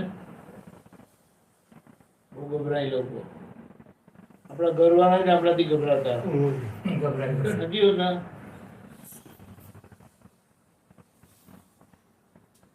તે એક જુવાન પરિવાર, એટલે છોકરો હજી 10મા 12માં છે. હંમેશા ભાઈની ઉંમર મોટી હોય, 2-5 વર્ષ તો મોટા હોય, અને બેન 2-5 વર્ષ નાના હોય. એમ એટલે તો બેનને પૂછ્યું, તમને એમનો ડર લાગે? ના, એમાં શું ડરવાનું? એમ ભાઈને પૂછ્યું કે તમને બેનનો ડર લાગે છે? કે હા લાગે ને, બહુ લાગે.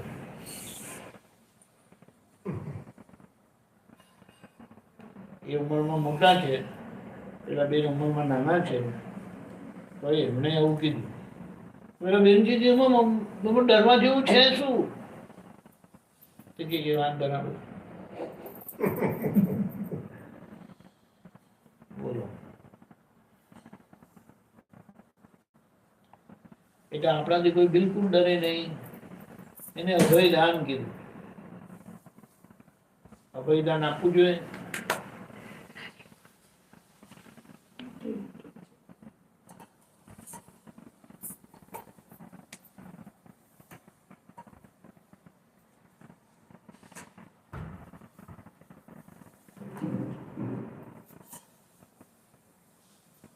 અભયદાન આપતા શીખી ગયા ને, અભયદાન આપનારા પોતે મોક્ષે જાય.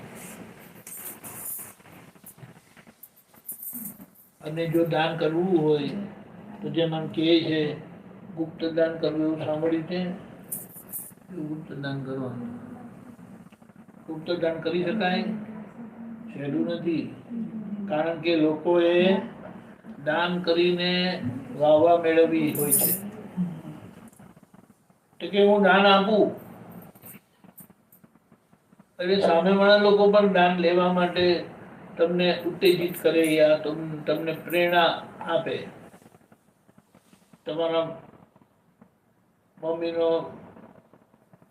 શું કહેવાય, સ્ટેચ્યુને શું કહેવાય, હા, તમારા મમ્મીની મૂર્તિ મૂકીશું, મમ્મીનો ફોટો મૂકીશું, પપ્પાનો ફોટો મૂકીશું, તમારે જેમનો ફોટો મૂકવો હોય તો મૂકીશું. બોલો. પછી એક જણાએ કીધું કે અમે દાન લઈએ છીએ પણ કશું નામ લખતા તકતી લગાડતા નથી, માની આપું.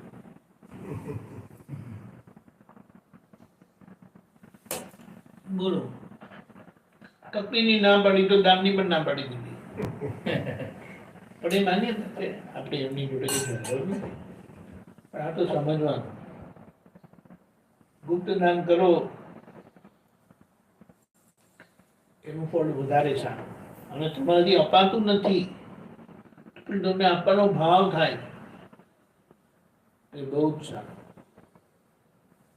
અપાતું નથી સંજોગ છે કે તમારી પાસે વ્યવસ્થા નથી, પણ તમારો ભાવ છે આપવાના એ બહુ સારી વાત છે.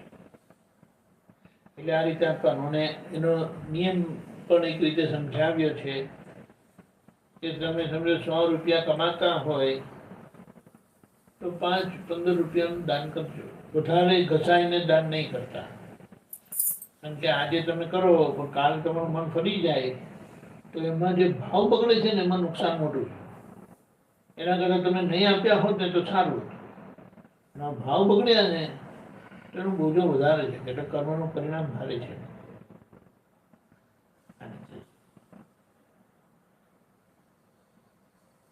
અને પછી આપણું જીવન સેવારૂપ થઈ જાય.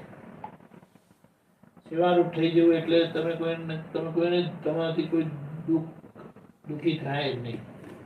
તમે કોઈને દુઃખ આપો જ નહીં. બોલો.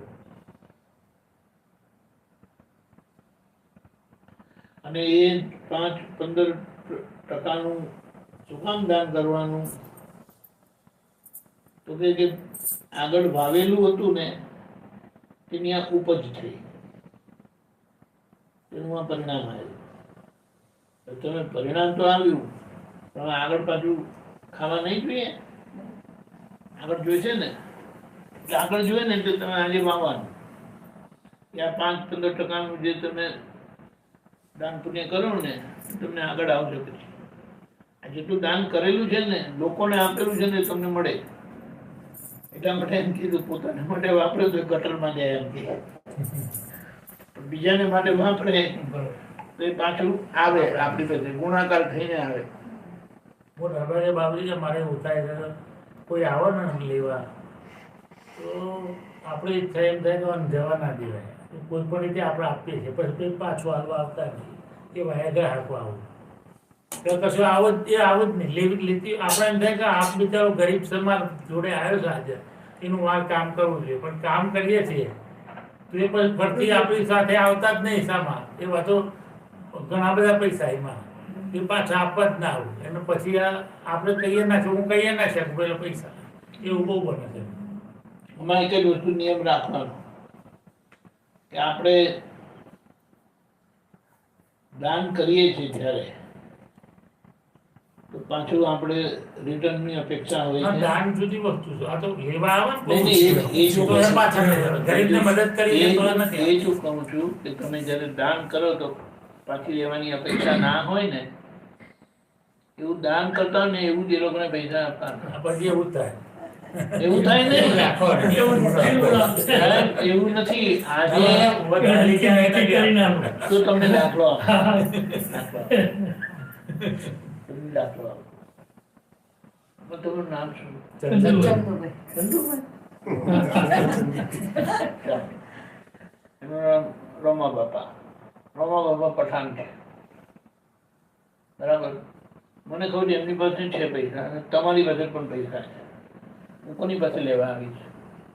કે પઠાણ પાસે માથાકૂટ કરવા જવાનો છું? ના, ચંદુભાઈ પાસે જવાનું. એવું ભૂલ નહીં કરું. તમારી પાસે આવીને એ રડી ને કકડાટ કરી અને તમને લાગણીશીલ કરીને હું લઈ આવું. આપવાનું છે ત્યારે જોઈશું. એ તો એમની પાસે પણ મને મળે એવા છે.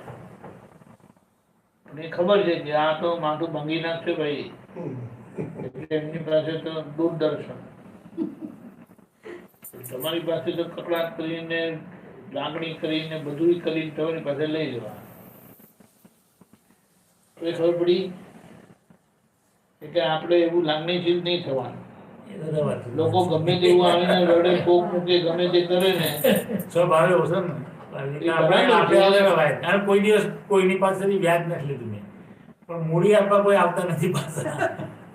એવું જ હવે બને. આના પછી આપણે સમજવું ના કે છે આપણી ભૂલ થાય. એ ભેદ એમ નહીં, વ્યાજ લેવાની ભૂલ, વ્યાજ નથી લેતા એને ભૂલ નથી કહેવાતી. એને નથી કહેવાતી. પણ આના પરથી ખબર પડે કે આજે લોકોની આદત કેવી છે કે જ્યાં મારે કશે ઇન્વેસ્ટમેન્ટ કરવાનું છે ને જોખમ વાળું છે ને આપણા પૈસા જોખમમાં નાખવાના. ના પડાતી નથી કોઈ.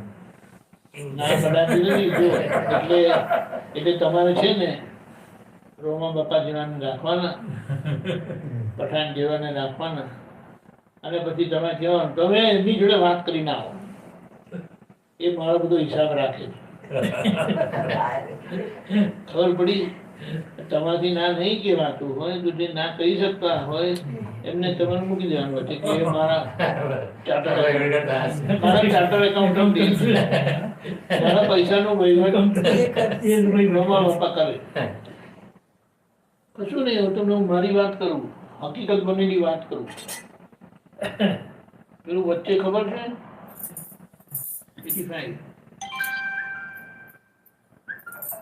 85 ની આસપાસ, 85 ની આસપાસ પેલા હર્ષદ મહેતાનું કૌભાંડ ચાલેલું. એ બધા એમાં કઈક લોકો લાલચમાં આવી ગયા હતા. તો અમારા નજીક વાળા પણ બધા લાલચમાં આવી ગયા હતા. મિત્રો બધા, બધાને ખબર છે કે હું સાધુ છું, એટલે કે મારે કોઈ બીજો કોઈ ખર્ચો છે નહીં અને સારું ભણેલા એટલે સારો જોબ એટલે સારી કમાણી થાય. આવી મને શું કહે ખબર છે. અને પાછું એમને ખબર છે કે હું આવી રીતે દાદામાં જઉં છું ને એટલે દાન પુણ્ય ભાઈ કરું છું. તો શું કહે, જો ભાઈ તમે ક્યાં ઇન્વેસ્ટમેન્ટ કરો, પેલું એનએફસી ને એ બધું હતું ને, એનએફસી ને એ જે બધું 6 વર્ષે ડબલ થાય છે ક્યાં કરતા હતા. તો કે 6 વર્ષે ડબલ થાય પણ હું તમને 3 મહિનામાં ડબલ કરી આપું તો. એટલે છે જે કોઈને પણ અંદર લાલચ થાય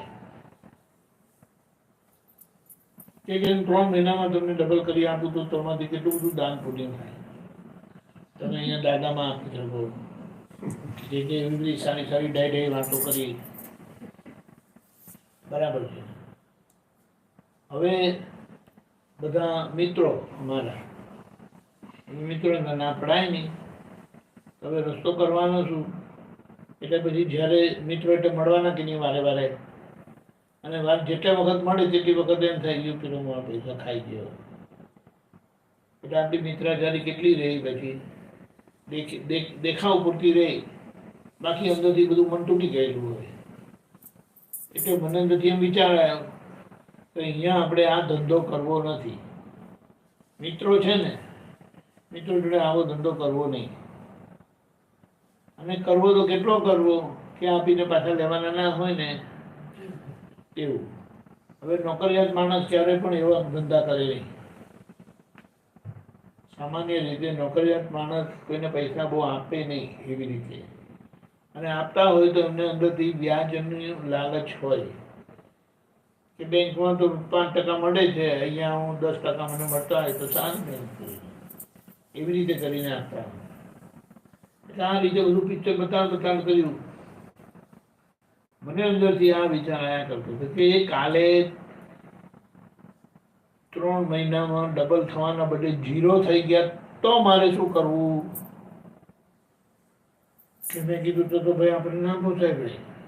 નોકરિયાત માણસને 15 રૂપિયા કે 50ની નોટ પડી ગઈ તો આખો દિવસ જીવ કચવાયા કરે.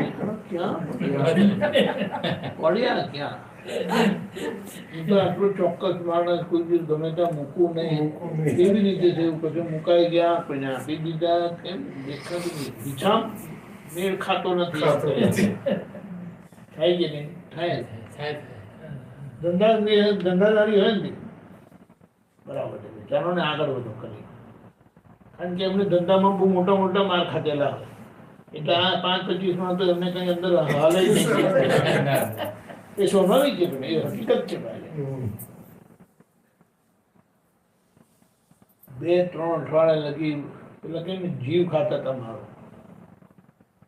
કારણ કે એમને ખબર છે કે અહીંયાથી મળશે પૈસા, અને એમ કે આપણે ના કીધું તો તમને મળશે જ ને. એ એમનો લાભ જોઈએ, એ એમના લાભના માટે મને ધકેલતા હતા. અને મારી અંદર આવું અંદર વિચાર આવતો હતો કે છે ડબલ થાય તો બહુ સારું. પણ અંદર વિચાર એમ આવ્યો ડબલ કરીને મારે કરવું છે. હું ઓકે, અંદરથી એમ લાલચ થાય કે આપણે દાન કરીશું, આમ થશે આમ થશે. પણ મેં કીધું કે આખા વર્ષનો એક પગાર જેટલો પણ મારો ખર્ચો નહીં આખા વર્ષમાં, તો પછી મારે ડબલ કરીને કરવું શું? અને એની સામે ડબલનું 0 થઈ ગયો તો શું કરવાનું? એ તો અંદર એટલી બધી ભડકાટ લાગી હતી ને, એટલે પછી હું ધક્કા માર્યા કરું. બધું આ સમજાવું ને તે સમજાવું, તે જે જેટલી વાત હું સમજાવું ને તેની બધી ઊંધી વાત મને સમજાવે. બોલો, બધી ખબર નહીં કે મને શું થયું તે. અને ખરેખર એવું હતું કે મારા પૈસાનો વ્યવહાર મારા ભાઈ સંભાળે, મોટા ભાઈ. એ બધું ઇન્વેસ્ટમેન્ટનું ને એ બધું મને ખબર નહીં, એ બધું સંભાળે. એટલે પછી છેલ્લા મને એમ વિચારે કે જો ભાઈ તમે જે માથાકૂટ કરો ને તો ભાઈ જોડે કરો. મારા બધા પૈસાનો વ્યવહાર એ સાચવે છે, મોટા ભાઈ સાચવે. એ તમને આપે તો તમે લઈ જજો, એ તમને ના પાડે તો તમે જાણો. મેં કીધું 3 અઠવાડિયાથી મારી પાછળ પડેલા હતા. પછી મેં કીધું કે મોટા ભાઈ બધું મારો વહીવટ સંભાળે છે, તમે એમને પૂછીને બધું કરી દો. બીજે દિવસથી મને વાત કરવાનું બંધ થઈ. અને ના એ મોટા ભાઈ પાસે ગયા, કારણ કે એમને ખબર છે કે આને મામા બનાવાય, મોટા ભાઈને મામા બનાવાય. સમજાય ગયું? એટલે માંગવા વાળા હોય ને મામા પપ્પા પાસે એમનો ફોન નંબર આપી દેવાનો. એ 2-5 સવાલ પૂછશે ને ત્યાં પેલા કહેશે કે જાઓ ને કઈ વાંધો નહીં, એમ કે હું મારી સગવડ કરી લઉં એમ કરીને કે. આપણી પાસે એવી એ નથી, પણ આપણે વધારે પુણ્યથી પૈસા આવે છે, સારી વાત છે. પણ લોકોને ખબર પડે ને કે અહીંયા પૈસા છે તો ગમે તે રીતે કઈ લેવાનું. હવે તમને એમ થાય કે સારું કઈ વાંધો નહીં કે મારું નુકસાન થાય છે ને, પણ ના, તમે એમને બગાડો છો. કુદરતના ઓર્ડરમાં તમે એમને બગાડી રહ્યા, તમારે એનો દાંત તમને લાગશે. એટલે એનો ડાઘ તમને નહીં લાગે એટલે તમારે તમારા પર નામ આપી દેવા, તમારી જાન નહીં થાય. કે હા તો હું મારું યસ આંખ બંધ કરીને યસ, અને એ ના પાડે તો પછી તમારે સમજી જવાનું નહીં. એટલે લોકોની દાનત બહુ આજે ખરી છે. તો એ ખરી દાનત સામે આપણને શું કરવાનું? અને તમારે તો દાન જ કરવું છે ને. દાન કરવું હોય તો પછી એ રીતે તમારે દાન કરવાનું. દાદા ભગવાન છે ને લોકલ ટ્રેનમાં મુંબઈમાં ટ્રાવેલ કરતા હતા, આવતા જતા હતા. એ સવારના દાદર પર ઉતર્યા અને આવ્યો ભાઈ, સવારથી ભૂખો છું, સાહેબ કંઈ ખવડાવો. દાદાને ભાવ થયો તો દાદા એમને ગરમ ગરમ ભજીયા હતા તો લઈને આપ્યા. એ 5-10 રૂપિયા એ વખતના 2-5 રૂપિયા. અને સાંજે વળતા હતા ને પાછા જતા હતા, પાછો મળ્યો. હા, સવારથી કશું ખાધું નથી એમ કે. દાદાએ કીધું આના સવારમાં તું તને ભજીયા ખવડાયા? એમ કેમ કે સવારથી મેં ખાધું. અને સંજોગ વખત એવું થયું કે પેલો ભજીયાની દુકાનની પાસે જ આ ભાઈ મળ્યા હતા, ત્યારે પણ એમને મળ્યા હતા અને ત્યાંથી ભજીયા લઈને આપેલા. ભજીયા વાળો કહે, સાહેબ તમે એને ભજીયા આપ્યા ને તે મને પાછા એને વળતા વેચી નાખ્યા કોની કિંમતમાં. તમે 5 રૂપિયાના એને લઈ આપ્યા હતા તે 4 રૂપિયાની રોકડી કરીને ગયો મારી પાસે. મારે તો શું વાંધો, મને તો લાભ જ થયો ને. હું શું કહેવાય લાભ સાથે વેચું છું, અને પેલો જો મારી પાસે પાછું મારા કરતા ઓછા ભાવે મને વેચી ગયો તો મારે તો વધારે ફાયદો થયો ને. બોલો, મેં બનાવેલા હોય તો મને આટલું નુકસાન જાય કે આટલા પૈસા ગયા, આ તો મફતમાં. એટલે પછી દાદાને સમજ પડી કે અરે હવે જો કોઈને ભજીયા આપે ને તો ભજીયા તોડીને આપવાનું, એને ખાવું જ પડે, એને ખાવું જ પડે. શું પડીકું તોડી નાખવાનું. કરીને તટકા કટકા કરીને આપવાના.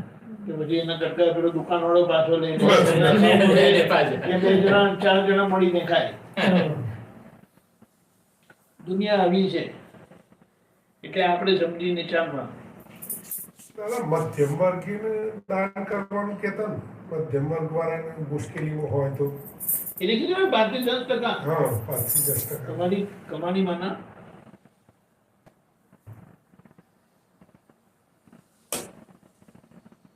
એ કરવાનું. કારણ કે તમને આજે જે મળે છે તે તમારી પુણ્યથી મળે છે, હા, 100%. પણ કાલે તમને પાછું એ મળે એના ગુણાકાર થાય તે માટે રાખવાનું. અને કેટલા લોકોના તો ધર્મમાં જ એવું સમજાવે છે, બધા ધર્મોમાં દાનનું લખેલું જ છે, પણ એટલું સિરિયસલી કોઈ પાલન કરતું નથી. પણ જે સાચા ધર્મ છે ને એ લોકો આવું બધું કરતા હોય છે, 5-15% ધર્મદાન કરતા છે. અને બધા ધર્મોમાં ચેરિટી એ ધર્મ શું કહેવાય દાનનું લખેલું જ છે, કીધેલું જ છે.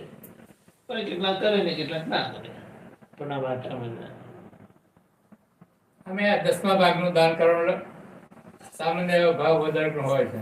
10મા ભાગનું દાન કરો એ આવક થાય એના.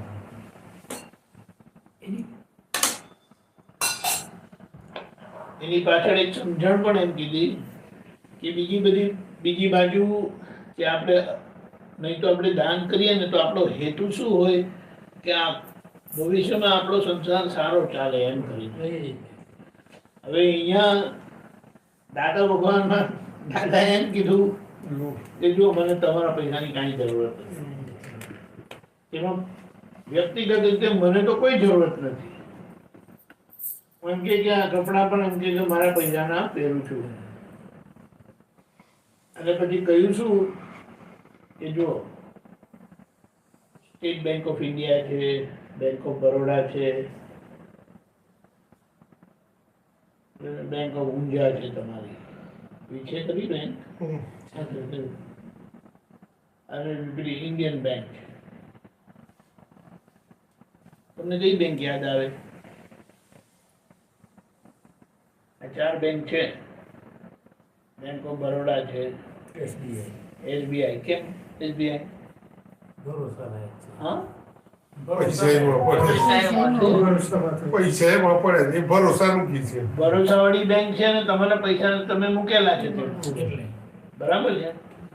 બેંક ઓફ બરોડા થી કીધું ના કોઈ જ નહીં આવે. કેમ તો કે મેં પૈસા મૂક્યા જ નથી ત્યાં. બરાબર, આ વાત છે. એટલે કે હવે દાદાની બેંકમાં પૈસા આપવાના શું કામ? તો કે તમે કોણ યાદ આવે પછી? દાદા દાદા યાદ આવે. એટલે દાદાની બેંકમાં પૈસા આપવાના. કેટલા આપવાના? તો કે 5 થી 15% વાળા. અને શા માટે આપવાના? તો કે ભવિષ્યમાં તમારો સંસાર ચાલે એટલા માટે નહીં, પણ કે ત્યારે ત્યાં, કારણ કે દાદાના આપેલા પૈસા ત્યાં સિમંદર સ્વામીના દેરાસરમાં એના બધી વહીવટમાં જાય. તો કીધું કે તમે જે રીતે સિમંદર સ્વામી ભગવાન પાસે જશો ને, હંમેશા સર્વજ્ઞ પુરુષના દર્શન કર્યા વગર આપણો મોક્ષ થાય નહીં. થાય નહીં. એટલે અહીંયા તમને કોઈ પણ એવા શું કહેવાય ખાતરીવાળા જ્ઞાની મળીને તમને મોક્ષ માર્ગે ચડાવી દે, પણ છેલ્લા તમારે હરિહર ભગવાનના દર્શન કરવા ના હોય. તો પછી એમણે કીધું જ્યારે ત્યાં તમે મહાવીર ક્ષેત્ર જશો ને,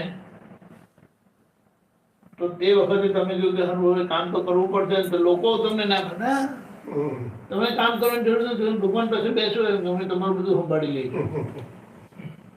કેટલી વાર છોકરા નાના હોય તો છોકરો કઈ મદદ કરે કે ના બેટા તું બેસી જાય, માણસો કામ કરનારા છે, એવી રીતે થશે. એટલે એ રીતે, બાકી અહીંયા જરૂરત નથી. આ પૈસાનો વ્યવહાર જ નથી. કોઈ પૈસાનો વ્યવહાર જ નથી ને દાદાનો સહેજ છે. નહીં એટલે જતો 5 સ્વામી તમે આવજો ને તો મારી ટિકિટ કઢાઈ આપો, તું આવું. એટલે ટિકિટ અમે અમારા અમે જ કાઢી, અમે જ આવીએ ને અમે જ જઈએ. હા, કોઈ વખત એવું થાય કે ભાઈ અહીંયા લગી આવે તો હું લેવા આવજો, એટલું આવવું પડે. એ નહીં આવી શકતા હોય તો પછી બધી વ્યવસ્થા છે.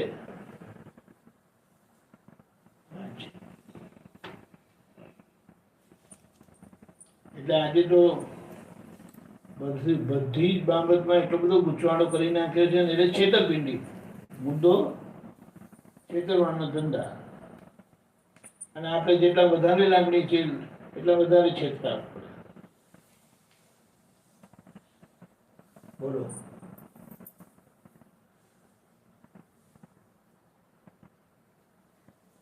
દાદા બીજું એક એમ પણ કીધું, પટેલ હોય ને દિલના બહુ સારા હોય, એટલે એમની સામે કોઈ કર કરે ને રડે ને એવું બધું તોફાન કરે ને એ લાગણીમાં આવીને આપી દે. એટલે દાદા કે એટલે પટેલો ઘોડા હોય. તો દાદાએ શું કીધું ખબર? અમે છે ને સાથે વણિકને રાખીએ. એ કોઈ પણ પૈસાનો વ્યવહાર હોય ને એવું કંઈક આવે ને તો અમે એકદમ હા નહીં પાડી દઈએ. પેલા વચ્ચે આવીને કે ઉભા રહો દાદા, ઉભા રહો 2 મિનિટ, આપણે એમને કાલે આપીશું એમ કરીને એક વખત ધકેલી દે ને પછી ગયા પછી એમને સમજાવી દે. એટલે પછી બીજે દિવસે જે જવાબ આપવાનો હોય તે આપી શકે.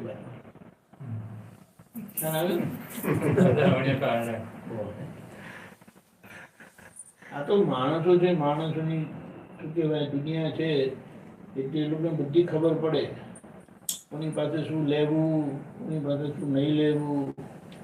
એટલે આપણે સમજી જવું ને આપણે આપણી દવા કરવાની.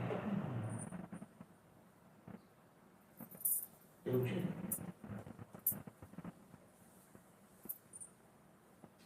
અને જેને આવું કશું કરવું જ નથી એ ત્યારે તમે વિશે માનશે નહીં. એવું છે. કર્મની થિયરીમાં તો આપવું લેવું બંને જુદા જ કર્મ છે ને. નહીં, જુદા કર્મ એટલે કર્મનું પરિણામ જ છે. પરિણામ જ છે ને. પરિણામ એ જે કર્મનું પરિણામ છે તે જગતના લોકો એને કર્મ કહે છે. કે છે હા. એટલે કે કર્મ કહે છે એટલે કે કર્મ બંધાય છે એમ. બંધાય છે. હવે ખરેખર દાદા એની બહુ સરસ સમજણ આપી છે હમ. કે જે આંખેથી દેખાય અને કાનેથી સંભળાય એવું જે છે છે એને સ્થૂળ કર્મ કીધું છે. હવે એ છે કર્મનું પરિણામ જ. પણ એનું પરિણામ આ જ ભાવમાં આવી જાય. હા. એને સ્થૂળ કર્મ કીધું. થોડું ખરું. એ આંખેથી દેખાય અને કાનેથી સંભળાય તે એની જે ક્રિયા સારી તો એ પુણ્યનું ફળ છે, ખરાબ તો કે પાપનું ફળ છે. પણ એ સારું કે ખરાબ થયેલું આંખેથી દેખાયું અને કાનેથી સંભળાયું ને એટલે એનું પરિણામ આ ભાવમાં જ રહેવાનું. એને સ્થૂળ કર્મ કીધા. હવે આ સ્થૂળ કર્મ ના પરિણામમાં તે વખતે અંદર તમારો ભાવ હોય. હા. એ ભાવનો ભાગ જે છે તે સૂક્ષ્મ છે. એટલે એ સૂક્ષ્મ ભાગનું પરિણામ ભવિષ્યના જન્મમાં આવે, ગમે તે હા. આ ભાવમાં આવે નહીં. એટલે જેટલો ભાગ અહીંયા દેખીતું દાન પુણ્ય થયું એનું પરિણામ અહીંયા જ આવી જવાનું. સમજો ₹1,00,000 દાન કર્યા ને તો એનું પરિણામ અહીંયા જ આવી જવાનું. ₹1,00,000 દાન કર્યા ને તેનું પરિણામ અહીં જ આવી જવાનું. ₹1,00,000 દાન કર્યા પણ ભાવ હતો 10 લાખના કે મારી પાસે જો 10 લાખ હોય તો હું આટલું દાન કરે. હમ. કુદરતમાં જમા થઈ 10 લાખ. 10 લાખ. અહીંયા તમને ₹1,00,000 પાછું પરિણામ મળી જાય. એ વાહ થાય ને કંઈક લખે ને કંઈક ફોટા મૂકે ને કંઈક બધું થાય. હવે કોઈ આ પૈસા આપ્યા જ નથી કારણ કે પરિસ્થિતિ જ નથી. પણ એમ કે જો મારી પાસે હોય ને તો બધું અહીંયા આપી દઉં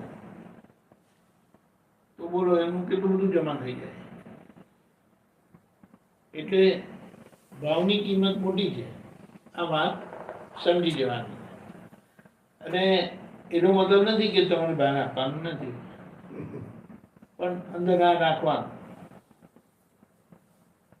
અને કોઈ આવી રીતે છેતરી જાય તો આપણું મન બગડતું નથી ચંદુભાઈ? ના ના કશું એ તો એનું કરે આપણે આપણું કરવું. એ તો આવતા જન્મમાં આવવાનો છે એમ કંઈ છોડવું પડે.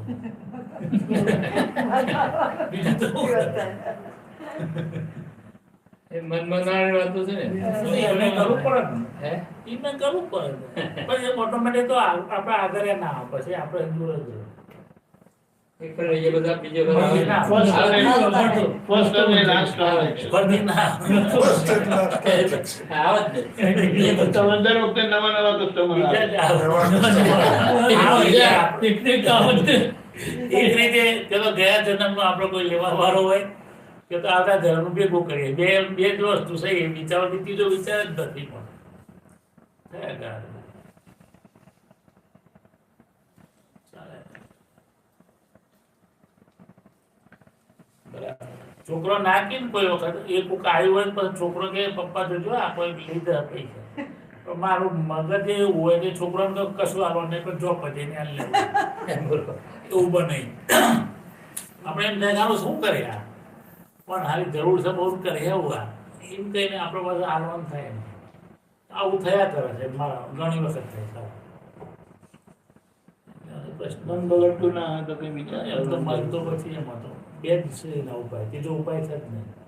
કે તો હાલો આવે ના આવે તો કે તો ગયા જન્મ ના આવે કે તો આવતા જન્મ આવે. એ જે સમજણ તમને અંદર તકલીફ ના થતી હોય તો બરાબર. બગડતું હોય તો એની દવા કરવાની, બગડતું નથી તો બરાબર. હા એ તો પછી એવું થાય છે. પણ આવું ઘણી વાર થાય છે મારે એટલે આ તો પ્રશ્ન કરે.